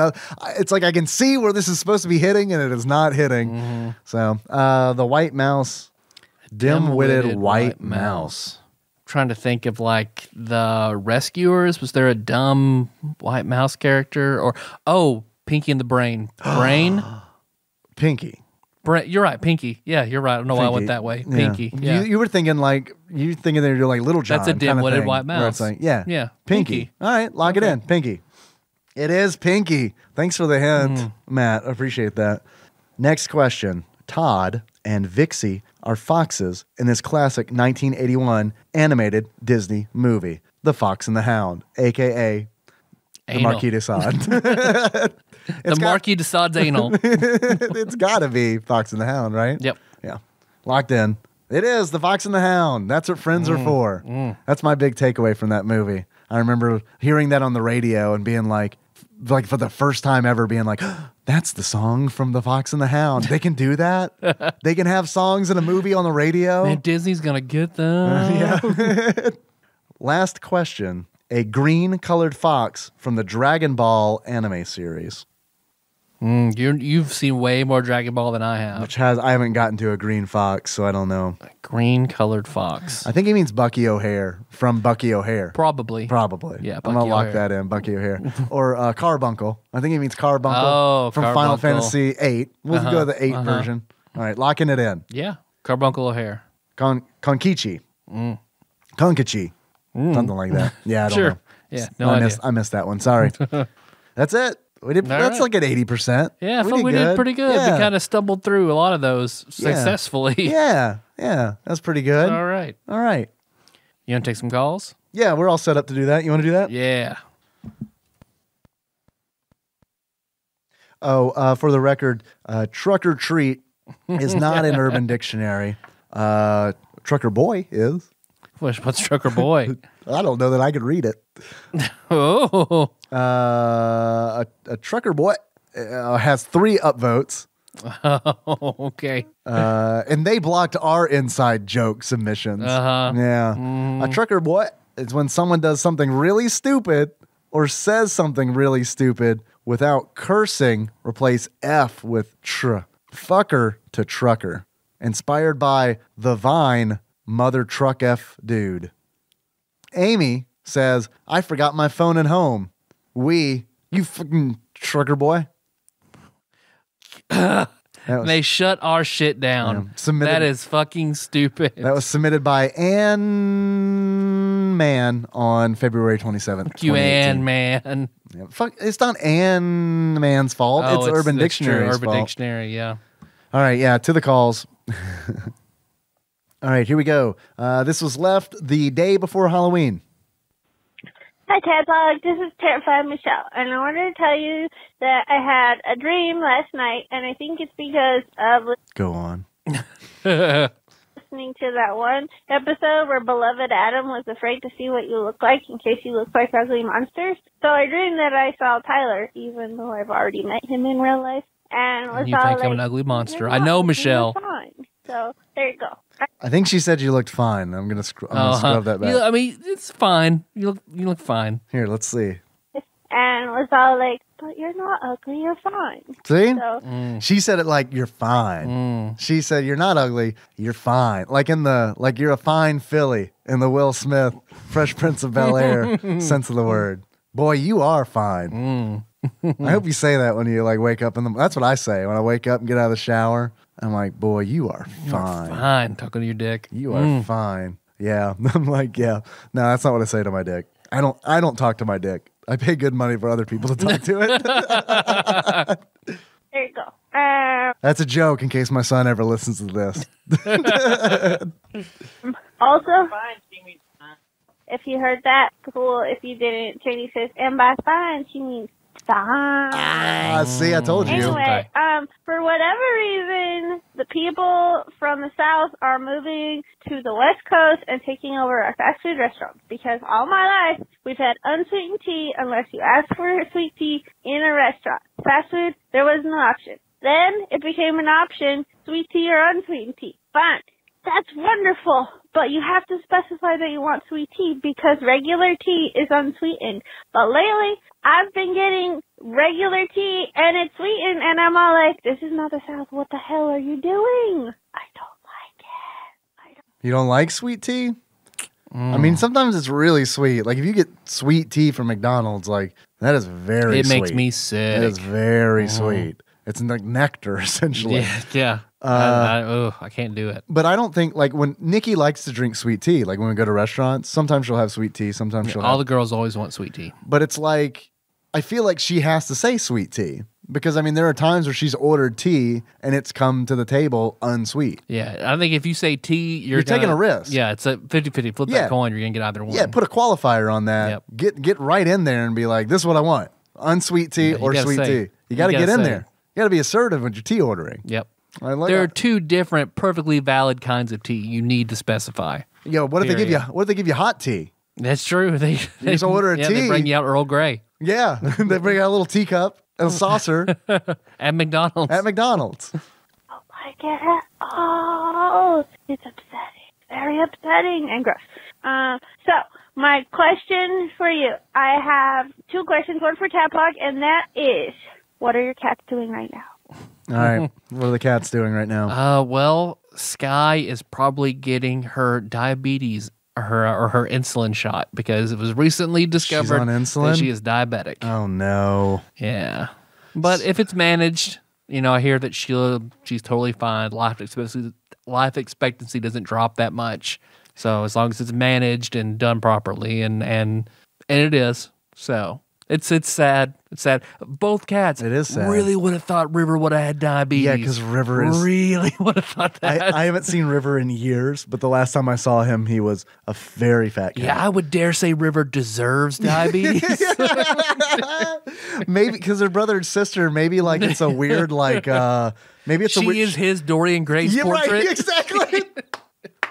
You know what's fucked up? Like you could sell that. Like if you could develop that technology, you could sell it to people where it's like, hey, you got enough money, give it to me, and all the shitty things you eat won't affect you, but it will affect this person, your blood relative. How about what is River doing? Fine. Yeah. Totally fine, totally healthy. All good. I think Kara Cat is hiding. No, it's after Henry's bedtime. She's out. She's trying to get some attention now. She hides constantly when Henry's out, and it's it's because when he was really little, like a toddler, he'd get really excited when he'd see her because she's seclusive and mysterious, and he'd rush her with that that toddler walk where they don't move their knees, and he's squealing, and she is What the fuck is that? Right, she's in the corner. What's that even bigger cat doing? Right. So she's probably enjoying the fact that he's not around, even though he's not like that anymore. I'm trying to give him lessons. It's all right, you just gotta okay, you see her, and I can tell he's still excited. I was but you gotta just walk up nice and calm, and then let her know in a soothing tone that you're there, because if she doesn't know you're there and you touch her, she's gone. She will she'll do that thing, and then boom. Yep. And then he tries to stand in front of the cat door, and it's she doesn't like that. When you do that, she thinks that you're blocking my exit. Yeah, you're trying to trap her, which is essentially what you're doing. So yeah, it turns out cats don't like that. And Berlioz is probably sitting on the floor in front of the baker's rack, meowing for somebody to pick him up and put him on the baker's rack so he can eat his food, because he is also a fat cat now. Yeah, he's a fat boy. He's a big boy. Because Kenna was recently pretty sick, so I got pictures where she was sick in bed, but always had a cat companion with her. I like that. Yeah. I like that a lot. I've been feeling really like a real bastard recently because it's like when Henry goes to bed, Berlioz is like, man, I gotta get some of that. I gotta get some of that love now because it's like I can just chill out with my human, and I'm all like, You mean my larger cat? Oh yeah, right, yeah, the much larger cat. You're right, and it's like The cat that goes to work. yeah, right, yeah. And it's like, oh man, I'm like, dude, I would love to just pet you for an hour, but I gotta have sex, dude. So I'm gonna close this door. You can meow at the door for like the next hour and a half if you want. Yeah. It's fine. I'd feel better if you did, so I know you're still there. Yeah, So- it comforts me. If I don't hear you meowing, I can't climax. Weirdly enough. I recently subscribed to the subreddit Cats Who Yell, and it's just cats just yelling at their owners. I love it. It's an NSFW. Nope. Oh, okay. Damn, oh, never mind. I'm out. All right. Michelle's call continues. Or it doesn't because I tapped the wrong thing. Here, we're probably around here somewhere. Regular tea, and it's sweetened, and I'm all like, this is All right. my question There we go. for you. I have two questions, one for TADPOG, and that is, Cat Pog. what are your cats doing right now? And the other question is for Jacob York. All right. He's not here, but maybe we can call him. Yeah, it's true. Maybe we can call him. We'll call him on my phone and hold your phone up to my phone. Right. So we can hear the question, or we can just read him the question. He says he doesn't like hand jobs. But what do you mean you don't like hand jobs? Like, at all? Like, ever?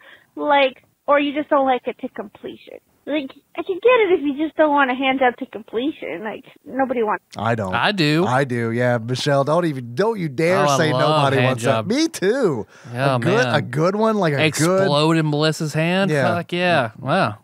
That a blowjob to completion, fine, but not a hand job. But like, No. Two different things. It's two different things. I mean, look, a blowjob is great, but a hand job's there's something special about a hand job. Everybody needs an old fashioned every now and Yeah, then. absolutely.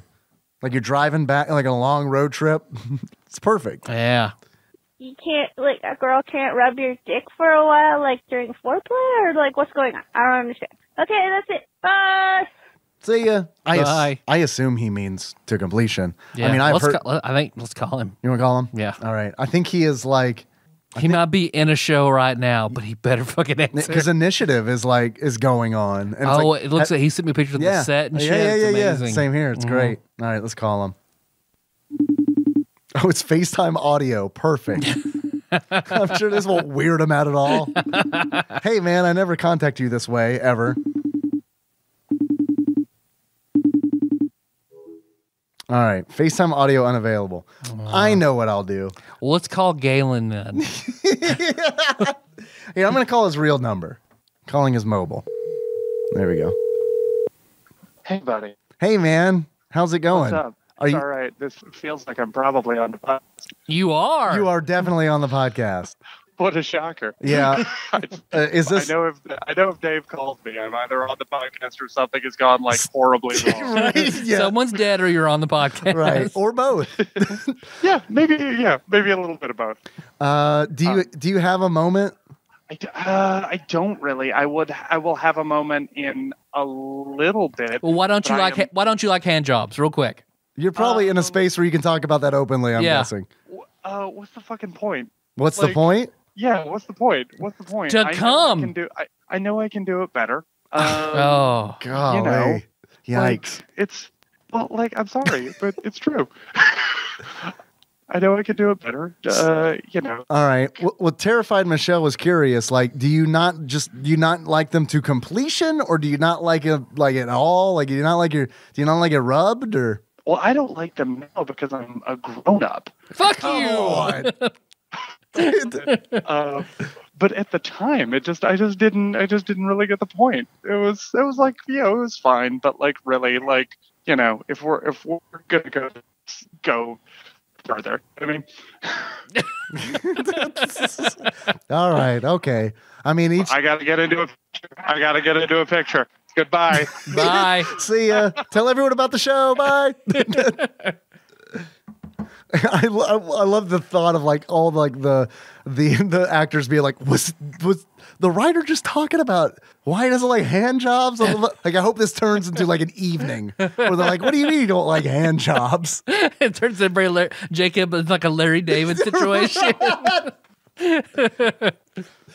Or maybe they'll see it as a challenge. All right, we're all going to give you a hand job one by one. Somebody call Galen and be like, please force a hand job on your husband tonight.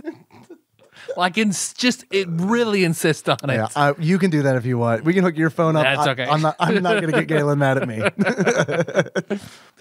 Thanks for calling, Terrified Michelle. Now you know, I guess. Do you want to take another call, Tyler? Yeah, I enjoyed that one. Let's take one more. That was a good one. Very good call. That's what we're looking for in a call, right? Get some questions. Yeah. Stroked your ego a little bit. You are fine. You are fine. All right, here we go. Oh. Yes, Jacob. We're listening. Okay, I'm back. Hey.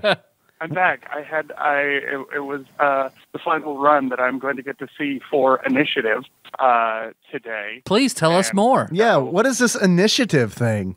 Oh, I've talked about Initiative on the podcast so much, you know. What? It sounds like a thing you would do in like Dungeons and Dragons or something. It is. It is my play that is going up at Northern Kentucky University. I don't know what the dates are anymore. It opens in 2 days. So if someone could look at what that date is and I think that's the 4th. I think that's April 4th. Yeah. So it opens then, and it closes on 14th, I believe. All right. And it is about Dungeons and Dragons, and there are a lot of very familiar names to people who are in TADPOG Nation, like Dave and Tyrone and Leva might be mentioned, and so on and so forth. It's very cool. You've been sending photos to me and like some video, and it's all been very exciting. The thing that really blew my mind was when two people came in talking about who would win the fight between Finnegan and Dakar. It was just like, oh my God, I can't believe I'm here. How far is that from me in Louisville? It is about an hour and a half from Louisville, I think. Okay, it's not bad. I think so. No, not bad, not close, but not bad. And it's if you're a listener in the Cincinnati region for some reason, it's just right across the river from Cincinnati. Awesome, pretty cool, very cool. I'm really excited. Yeah, it's fun. It's been really fun. They made me cry, and they're just such good kids. You know, they're just such.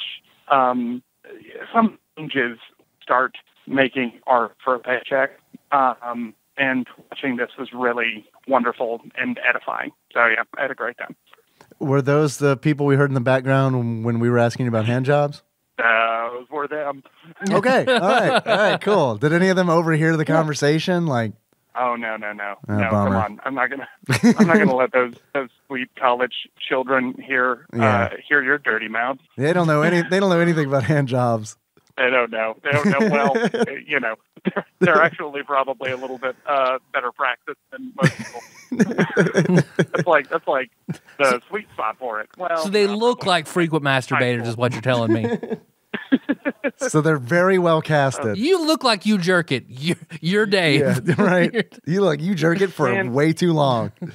And let me tell you, I even Tyrone, I did not send it to you, but I sent a picture to Dave. The guy who is playing essentially he's an amalgam of stuff, but he is mostly the Ramon character. Mm-hmm. He looks like.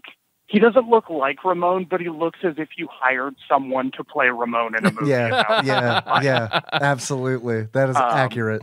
And the girl who's playing Sky reminds me so much of Leva. It's ridiculous. It makes me really be like, oh, I wrote these characters very clearly.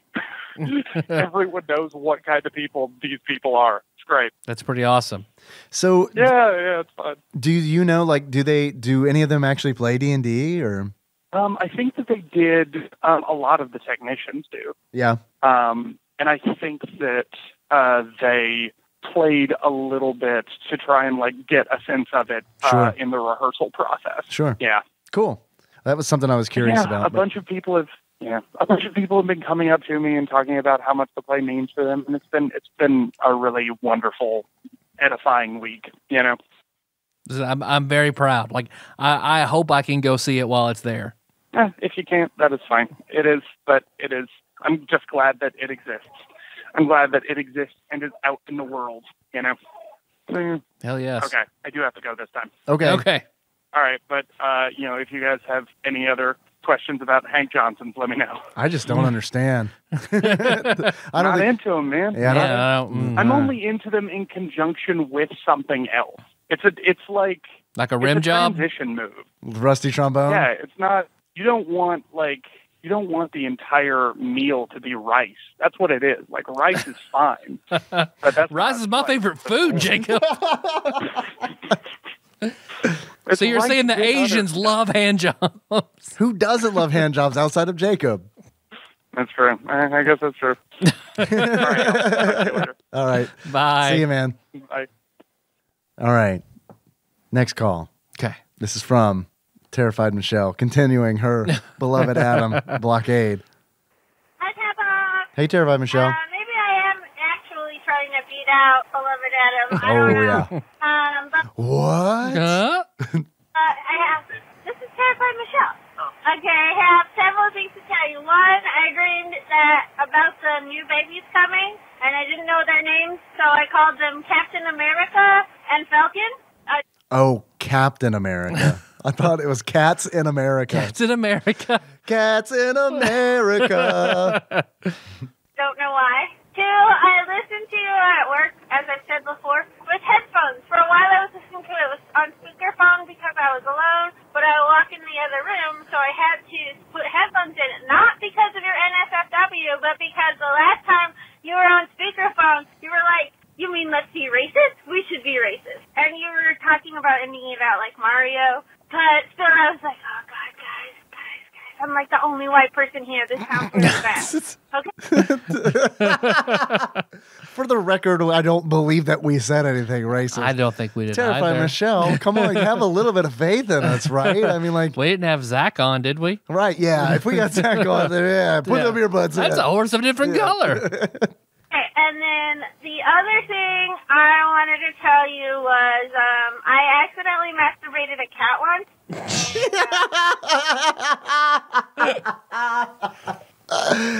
Well, he loved that hand job. I could tell you that. I hope it was a hand job. I think that's how you masturbate something, right? With your hand, like that's like, or you can masturbate something with a fleshlight, I guess, right? Yeah, you use a tiny fleshlight on a cat. Or maybe just a very girthy boy. I had to masturbate the cat. He couldn't walk.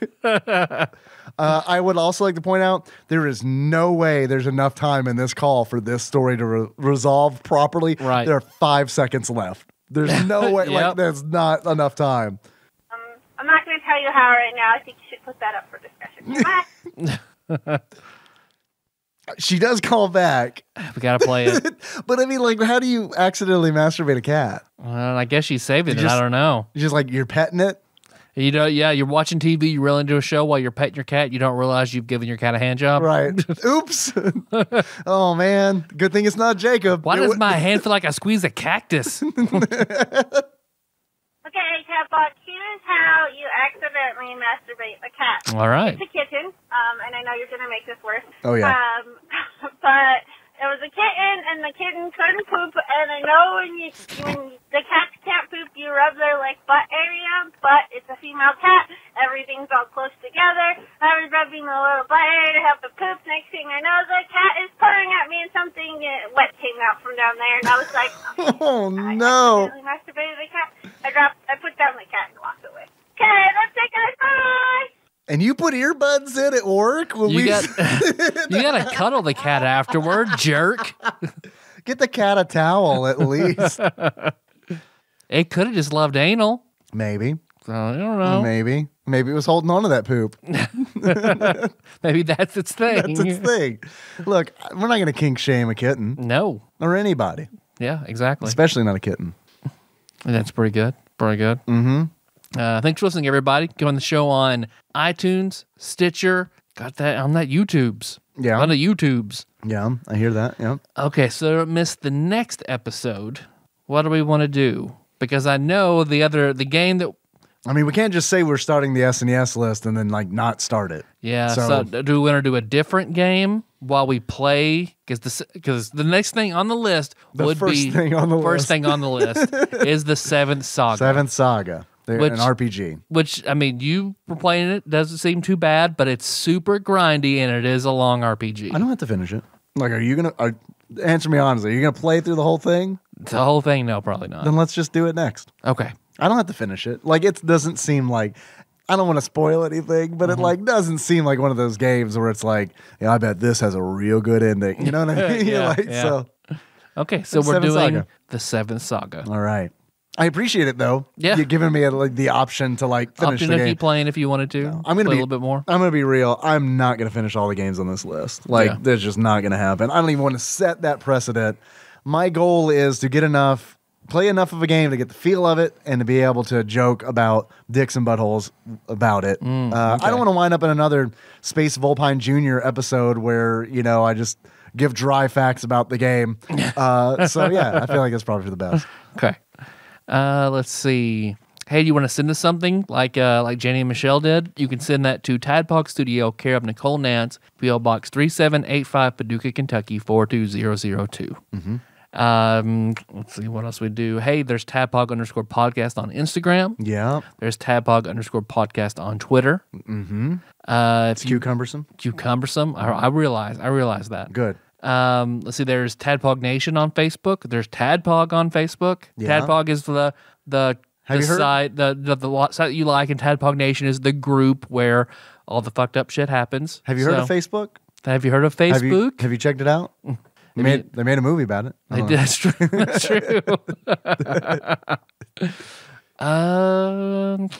Yeah. Did you want to buy a Tadpog shirt? I've already got Do you plenty. like Tadpog? Oh, right. Yeah. You're talking to the You wanna buy listener. one? Sorry. Yeah. I mean, I guess I could buy another one. That's true. Shirts.tadpog.com. Mm-hmm.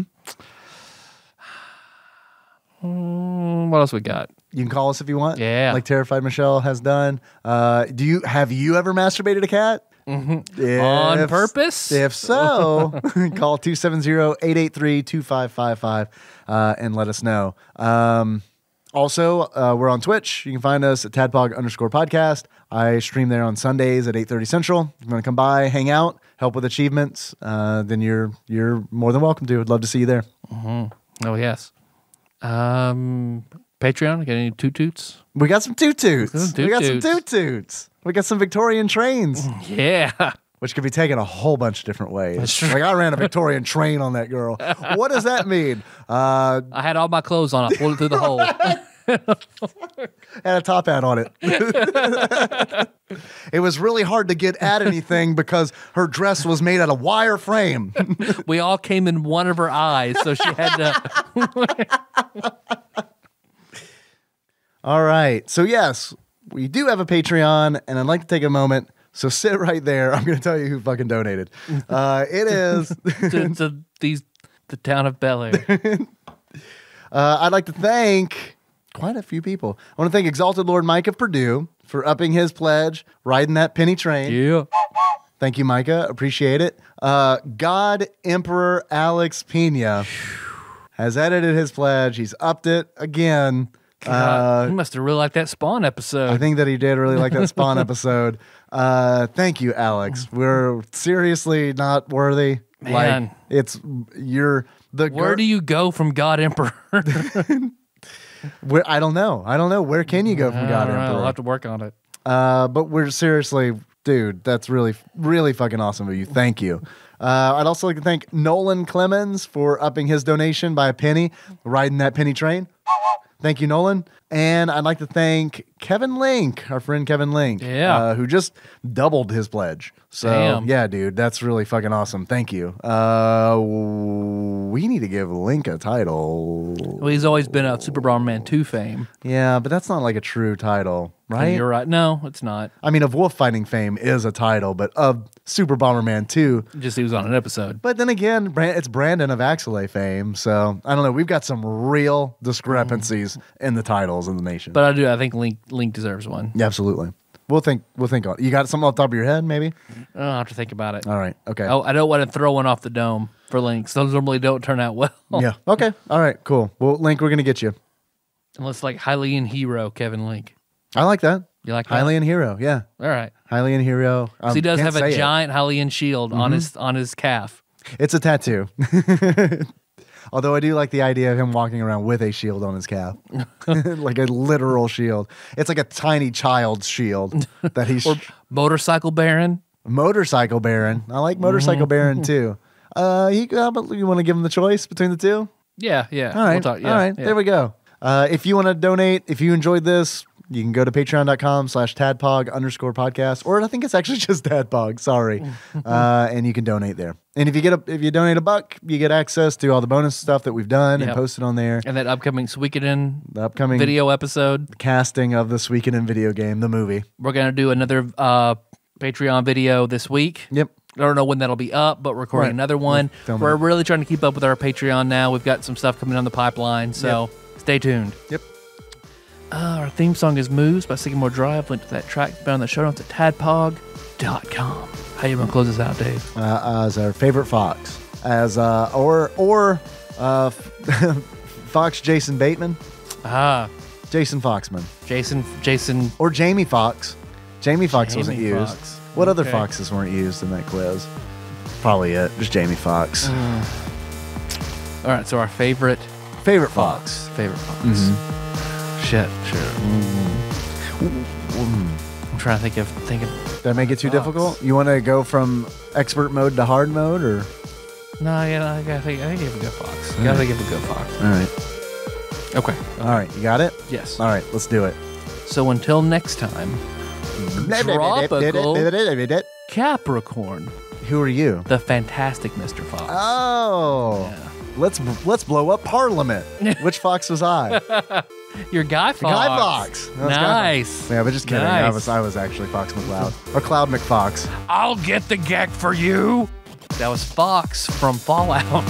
See, now you're coming up with There you all go. the Yeah, foxes, there you man. go.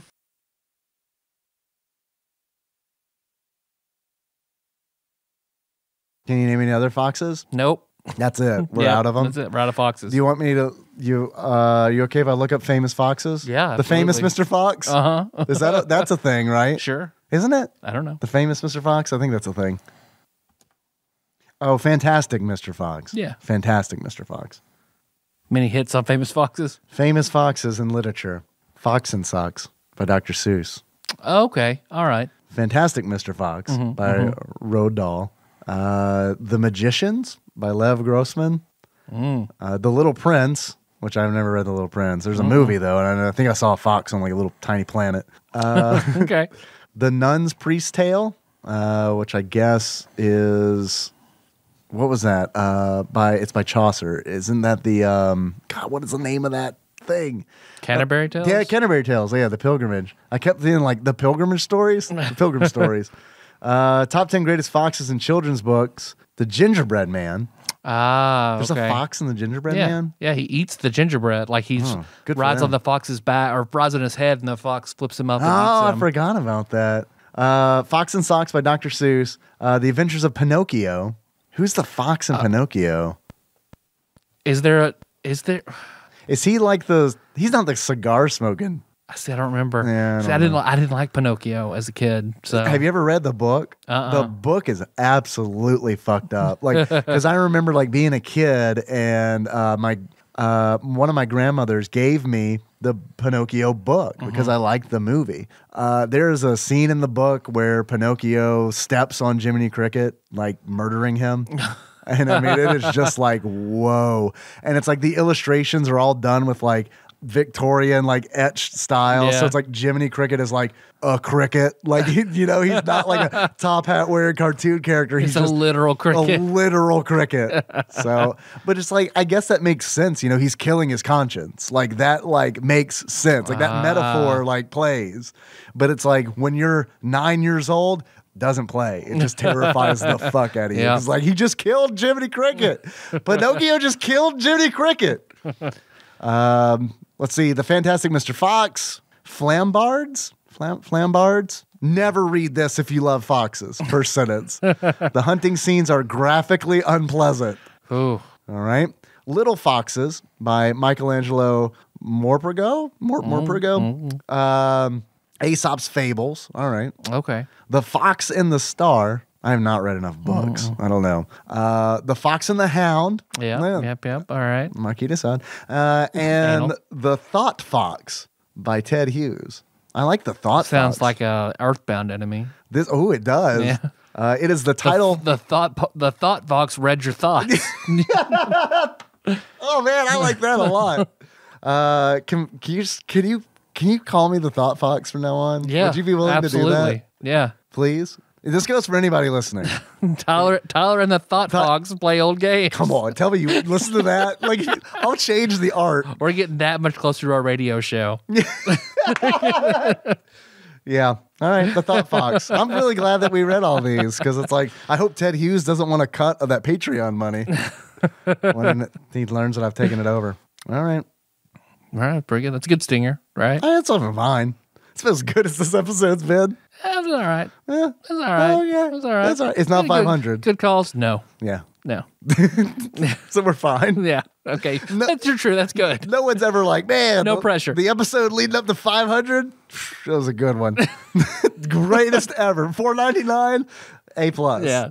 $4.98. That was really good. It's actually pretty damn good. $4.97, yeah, also better than $4.99. $4.96, yeah, also better than $4.99. We gotta lower that bar for 500. For 500, yeah. Yeah, that's what we've done. We thought this through. For our 500th episode over the 7th saga. Seventh saga.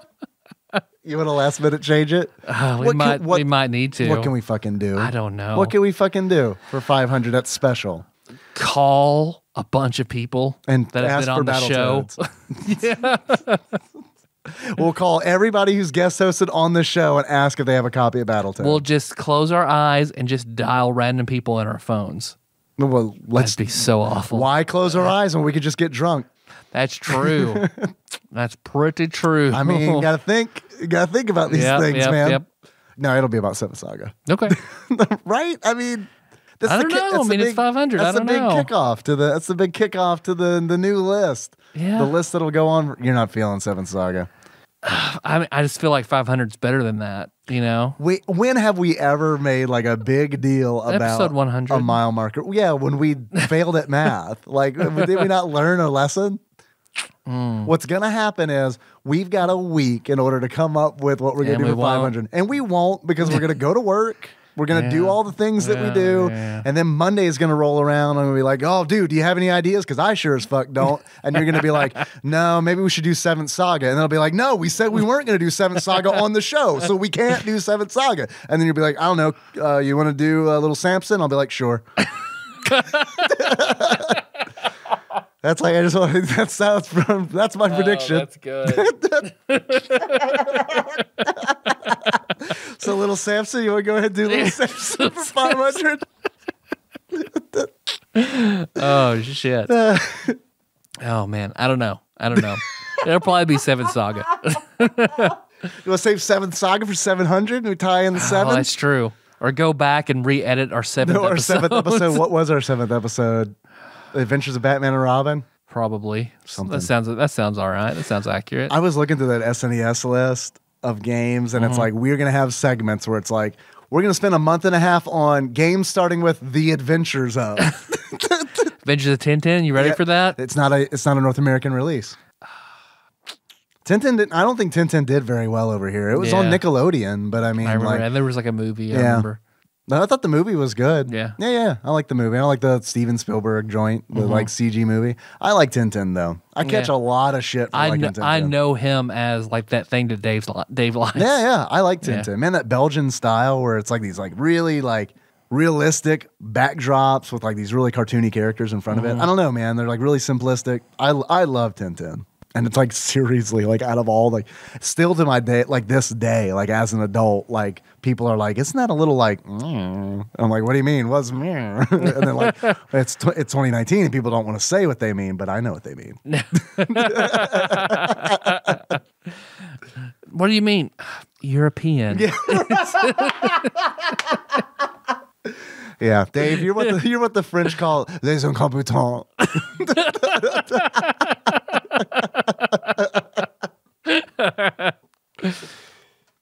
All right. Seven Saga? I guess. You're not feeling it. I'm not, but you're also right. So all right, how about this? Well, we already said we're gonna do Seventh Saga, so we gotta say it one way or the other. yeah. Okay. I am not down to call everybody. Okay, Seventh Saga That then. sounds like an absolute fucking nightmare. Yeah, probably. Yeah. We could do. Well, I don't know. Like we didn't do anything. Why is 500 special? I don't know. We didn't do anything for 400 You're or right. 300 or Nope. 200. We failed at 100. Yep. All right, so it'll be Seventh Saga unless we miraculously come up with something Something like really, really good. super last minute, Yeah. like we always do everything. But probably not. So But probably Seventh not. Saga. So yeah, Seventh Saga. Like I'm still gonna play Seventh Saga Yeah. in case I, don't have any ideas. Yeah, of course. Yeah. Yeah, I'm also gonna play Seventh Saga. Okay. But we got to put a deadline on if you have any ideas. Yep. Yeah. So like tomorrow. Okay. Yeah, is that good? Yep. All right. Okay. The other thing is like I don't know. Like I think of like what did TV shows do for anniversaries? Clip show. Clip shows. They're fucking the worst. I remember every time like being a kid being like, I'm a kid and it's like I've watched every episode ahead of the class. Like you don't need to show me a fucking clip show. I've seen all of this. It's do something new. I don't know. The head of the class plays Seventh Saga. I don't. We just set Ken and Henry in front of the mics and just see what happens. See what happens. Yeah. Well, if we do that, let's not do it on the day before the show publishes because I got to edit that shit. No, unedited, uncut and raw. Ken and Henry. It's going to be like a 13-minute episode where like Henry gets bored of it in 7 minutes and then Kenna stays around for like 8 more minutes. That's not 13. When you fail at math again? Yeah. I failed in math again. Yeah, it's going to be Seventh Saga. So, Seventh Saga. Yeah. All right. Locked in. Locked in. Final answer. Matt can send us a sweet quiz about sevens. Okay. All right. Lucky number 11. Gonna go ahead and lock that one in. Okay. That's gonna be on See there. if we get Josh Hartnett on. Okay. Yeah. we got him. What's he doing? Nothing. I think probably more than we By are. choice. Yeah, he's playing Seventh Saga. Yeah. Yeah. Okay. Seventh Saga? Yep. Yep.